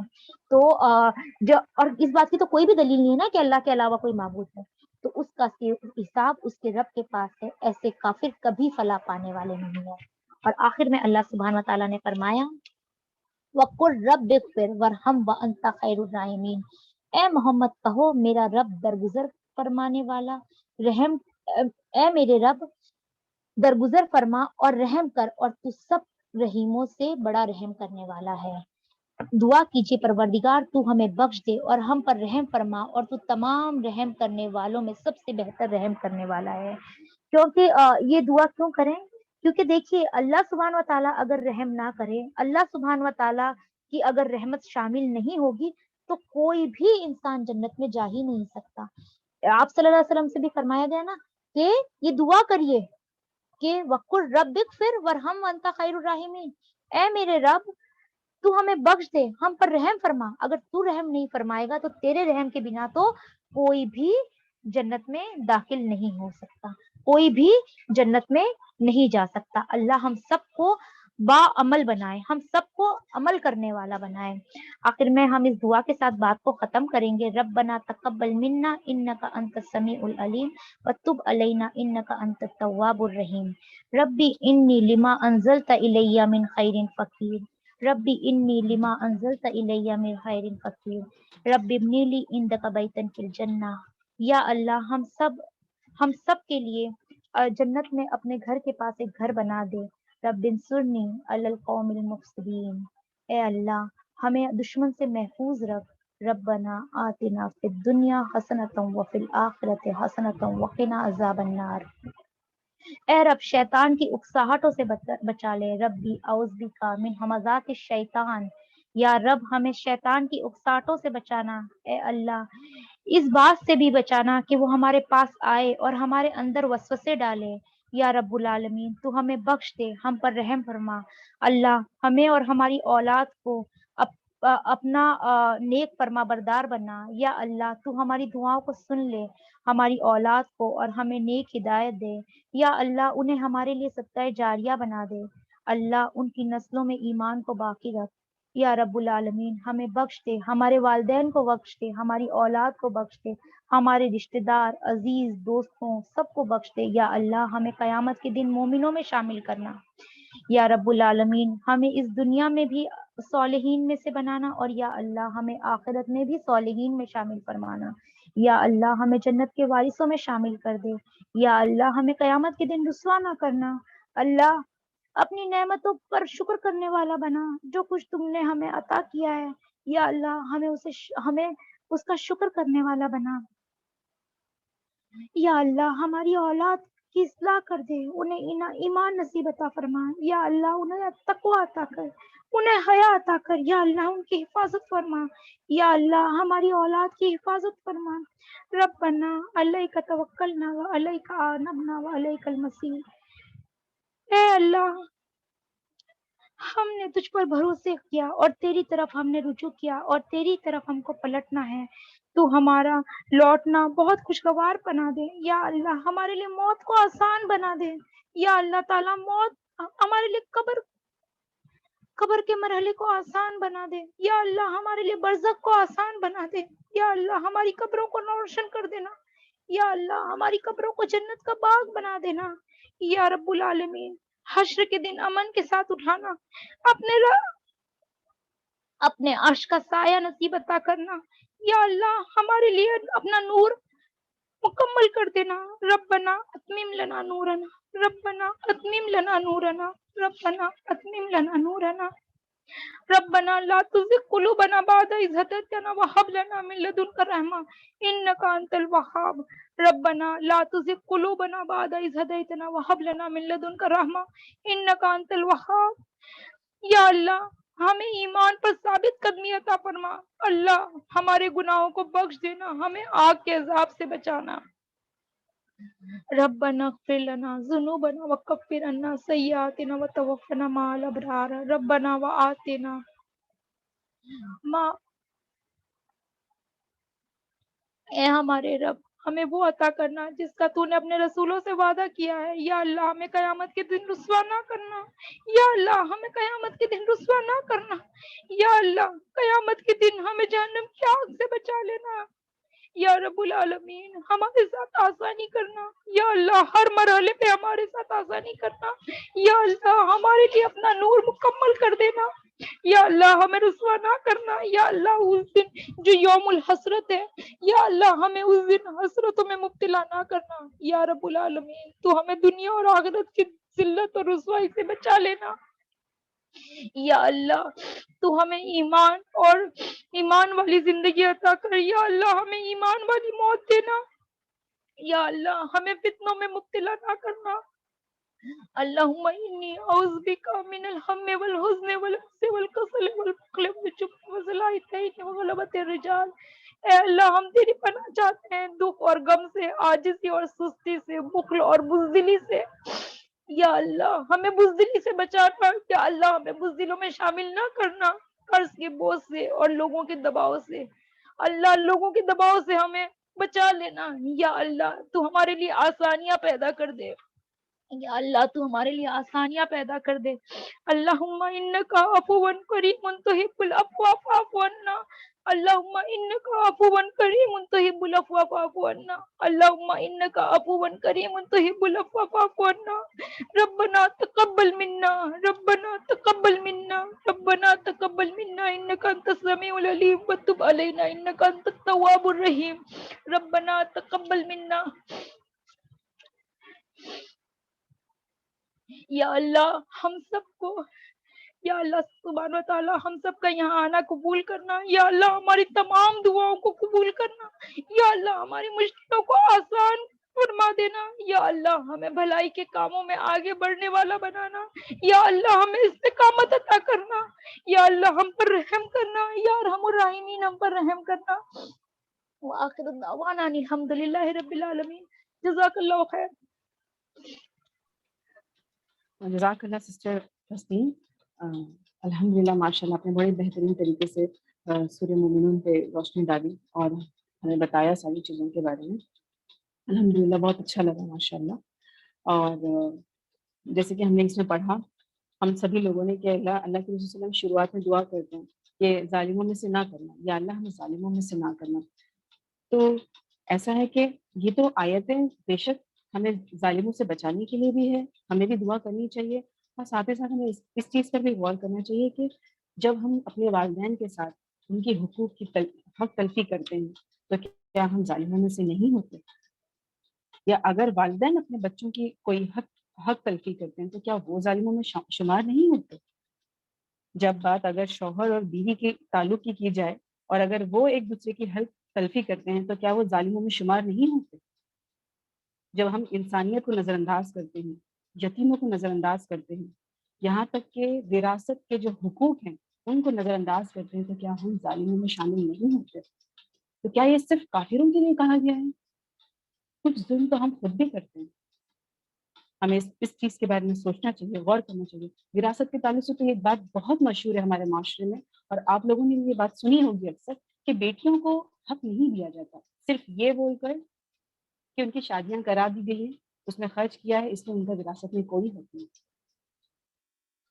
ماں باپ ایسا کہتے ہیں، والدین ایسے کہتے ہیں، اور خود عورتیں جو بہنیں ہوتی ہیں بھائیوں کی، وہ صرف اس لیے اپنے حق کے لیے آواز نہیں اٹھاتی کہ یہ سوچتی ہیں کہ ارے ہمارے رشتے خراب ہو جائیں گے بھائی سے، ہمارے والدین سے. لیکن وہ یہ نہیں دیکھتے کہ اگر وہ ایک ایسا کریں گی، ایسا اقدام اٹھائیں گی اس معاشرے میں، تو پتہ نہیں کتنے سارے لوگ اس سے متاثر ہوں گے، اور پھر حق تو حق مارا ہی جائے گا. تو جب ہم یہ آیتیں پڑھیں تو ہم خود اپنے آپ کا بھی جائزہ لیں کہ کہیں ہم ظالموں میں سے تو نہیں ہیں، کہیں ہم تو نہیں ظلم کر رہے. دوسری بات یہاں پر بہترین لگی یہ بھی کہ ہم نے مطالعہ کیا الحمدللہ کہ برائی کا بدلہ احسان کے ساتھ ادا کرو. تو دراصل احسان کی ڈیفینیشن کچھ اس طرح سے ہے کہ ہم کیا جانتے ہیں احسان کی ڈیفینیشن کے بارے میں. ایک تو یہ کہ ہم سوچتے ہیں، آواز آ رہی ہے میری، کلیئر ہے سب کو؟ یس سسٹر. جی، تو احسان کے بارے میں ہم یہ جانتے ہیں کہ کسی نے ہمارے ساتھ اچھا کیا تو ہمیں کیا کرنا چاہیے، ہم کیا کہتے ہیں، اس نے ہمارے ساتھ احسان کیا اور ہمیں بھی اس کے ساتھ اچھا سلوک کرنا چاہیے. لیکن جب ہم دیکھتے ہیں تو مجھے لگتا ہے، اور ہم اسکالرس کہتے ہیں، اور بہت پیاری بات کسی اسکالر نے کی ہے کہ یہ تو بدلا ہوتا ہے. اگر کوئی ہم سے اچھا معاملہ کرے اور ہم اس کے ساتھ بالکل ویسا ہی معاملہ کریں، یہ تو بدلا ہوا نا، برابر کا معاملہ ہوا. احسان کا معاملہ کب ہوتا ہے کسی کے ساتھ؟ کہ جب وہ ڈیزرونگ ہی نہ ہو کہ ہم اس کے ساتھ کچھ اچھا کریں، اور ہم اس وقت اس کے ساتھ میں اچھا کرتے ہیں، ہے نا. تو ہم دیکھیں کہ ہم کس طرح سے احسان کرتے ہیں اپنے معاشرے میں. اس کی چھوٹی سی مثال میں آپ کو یہ بتاؤں گی کہ اللہ کے رسول صلی اللہ علیہ وسلم کی ایک حدیث ہے، صحیح حدیث ہے، جس کا مفہوم میں آپ کے ساتھ شیئر کروں گی انشاءاللہ. جس میں کہ اللہ کے رسول صلی اللہ علیہ وسلم ایک مرتبہ کعبے کا طواف کر رہے تھے، اور طواف کرتے کرتے کعبے کو دیکھتے ہیں اور کہتے، ایک کعبے سے باتیں کرتے ہیں کہ اے کعبہ، تو کتنی پیاری چیز ہے، تو کتنی خوبصورت چیز ہے اس زمین پر، لیکن پتہ ہے تیری حرمت سے بھی بڑھ کر ایک حرمت ہے. حرمت یعنی احترام. تیری حرمت سے بڑھ کر ایک مومن کی حرمت ہے. یعنی کہ اللہ ہم کس طرح سے کعبے کے کتنا لحاظ کرتے ہیں، ہے نا، اس کے غلاف کا، اس کے یہاں تک کہ اس کے جو ہمارے پاس آتے ہیں لگانے کے لیے جو فریمز ہوتے ہیں، ہم اس کا بھی کتنا احترام کرتے ہیں. لیکن مومن کی عزت کا، ایک مسلمان کی عزت کا ہم ذرا لحاظ نہیں کرتے. جبکہ اللہ کے نزدیک ایک مومن کی عزت اس کعبے سے زیادہ افضل ہے. بتانے کا مقصد یہ ہے کہ برائی کا بدلہ احسان سے دو، یعنی کہ جو ڈیزرونگ نہیں ہے ان کے ساتھ بھی اچھا سلوک کرنا. تیسری بات، ہم جب یہ رپورٹ ڈسکس کرے تھے الحمدللہ، سسٹر تسنیم نے بہت اچھی بہترین بات بتائی، جس سے یہ پتا چلا کہ یہ ساری جو ورلڈلی لائف ہے وہ کیا ہے، موت اور حیات کے بیچ کی بات ہے نا. موت مطلب چیپٹر کلوز، اور حیات مطلب اب چیپٹر باقی ہے، بھی کلوز نہیں ہوا، بہت امکانات ہیں. زندگی کی سب سے بڑی نعمت ہی دراصل ایک زندگی ہے، زندگی کا ہونا ہے نا. تو جب تک ہماری سانسیں چل رہی ہے تب تک ہمارے پاس بڑے آپشنز موجود ہیں کہ ہم کیا کریں، بھلائی کی طرف جائیں اور برائی سے روکیں، تاکہ ہم اپنی لائف میں سکسیسفل ہو سکیں. اور سب سے آخری بات کہ اب یہ کیسے کریں گے ہم، اپنے نفس کی تزکیے سے. نفس کی تزکیے کی جب بات کی جاتی ہے تو دراصل انسان کی تخلیق سے وہ شروع ہوتی ہے. اس اسکالر نے اس کو بہت بہترین انداز میں سمجھایا ہے کہ آدم اور حوا علیہ السلام کے بارے میں ہم سبھی جانتے ہیں نا کہ ہم وہیں سے وہی ہمارے ماں باپ ہیں اور وہیں سے ساری پوری دنیا بنی ہوئی فارم ہوئی ہے. ان کے اس قصے کے بارے میں بھی جانتے کہ ان کو جنت میں رکھا گیا تھا. اللہ تعالیٰ نے انہیں اس درخت کا پھل کھانے سے منع کیا. اللہ نے انہیں کیا دی تھی؟ چوائس دی تھی کہ سب کچھ تو دے دیا اللہ نے ان کو, پھر اختیار دے دیا کہ اب تمہاری چوائس ہے کہ اب تم رکتے ہو اس سے نہیں رکتے. شیطان نے کیا کیا؟ انہیں بہلایا پھسلایا اور پھر کیا کیا؟ انہوں نے اپنی چوائس کا غلط استعمال کیا. پھر کیا کیا اللہ تعالیٰ نے؟ پھر انہوں نے کیا کیا؟ اللہ سے معافی مانگی. اللہ تعالیٰ نے ان کی معافی بھی قبول کی اور انہیں کیا کیا؟ ایک پنشمنٹ کے طور پر دنیا میں بھیج دیا. کس لیے بھیجا؟ کہ چلو ابھی پروف کرو, اب تک تو جنت میں تھے آپ لوگ, اب چلو پروف کرو اپنے ساری چیزوں سے, اپنے اعمال سے کہ آپ ڈیزرونگ ہو جنت کے, ہے نا. تو ہمیں بتانے کا مقصد یہ ہے کہ ہمیں کیا کرنا ہے, ہمیں اچھی اور بری دونوں چوائسیز دنیا میں ہمیشہ ملتی رہتی ہے نا. تو ہمیں کیا کرنا ہے, اچھی چوائس چوز کر کے اس پہ عمل کر کے صحیح چیز یعنی قرآن اور سنت کی روشنی کے اندر چیزوں کو ایکسیپٹ کر ہمیں یہ پروو کرنا ہے کہ ہاں ہم جنت کے ڈیزرونگ ہیں اور انشاءاللہ پھر ہم انشاءاللہ اللہ تعالیٰ ہمیں جنت میں داخل کرے گا. اور یہ کب پروف کر سکیں گے ہم؟ اللہ تعالیٰ نے 2 جبلتیں انسان کو عطا کی ہے, ایک عقل کی, فہم کی, اور دوسری نفس کی, ہے نا. تو یہ اگر ہم نفس کی پیروی کریں گے تو ہم غلط کر لیں گے, لیکن اگر ہم چاہتے ہیں کہ ہم سکسیسفل ہوں, نفس کا تزکیہ کریں, تو کیا کریں ہم اپنے فہم کو ملا کر اور نفس کو ملا کر ہماری جو زندگی بنتی ہے وہ ہوتی ہے پیشنیٹ لائف. اور یہ پیشنیٹ لائف اگر اللہ کی کتاب اور رسول کی سنت کے سائے میں اگر پروان چڑھے تو وہ ہوتی ہے تزکیہ نفس. تو انشاءاللہ ہم تزکیہ نفس کی کوشش کریں گے. اور دیکھیں ہم کہتے ہیں نا کہ اس دنیا میں بہت سے فرعون ہیں, ہم جو ظلم کرتے ہیں ان لوگوں کو فرعون کی مشابہت کھڑا کر دیتے ہیں, ہے نا. نمرود کی مشابہت کھڑا کر دیتے ہیں, کہتے ہیں کہ تو اس دور کا فرعون ہی ہے. لیکن اور ہم کیا کرتے ہیں, موسیٰ کے انتظار میں بیٹھتے ہیں, لیکن ہم موسیٰ بننا نہیں چاہتے. اللہ ہمیں موسیٰ بنائے انشاءاللہ. آمین. میں اس پروگرام کا اختتام یہی کروں گی اور ایک آپ لوگوں کے لیے اعلان ہے. انشاءاللہ آخری شب 29ویں شب ہوگی انشاءاللہ, اس میں سورہ یوسف پر پروگرام رکھا گیا ہے. انشاءاللہ اس کی سمری ہم جانیں گے, اس کے بارے میں جانیں گے, جس کی اسپیکر ہیں ڈاکٹر ہنا فاطمہ. انشاءاللہ ملتے ہیں نیکسٹ 29ویں شب کو. تب تک کے لیے اپنا خیال رکھیے, عبادت کریے.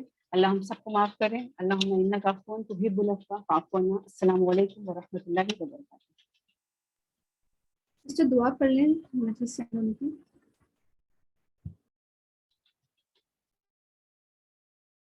سبحانک اللہم و بحمدک نشہد ان لا الہ الا انت نستغفرک و نتوب الیک. جزاک اللہ خیر کثیر سبھی کے لیے جوائن کرنے کے لیے. السلام علیکم ورحمۃ اللہ وبرکاتہ.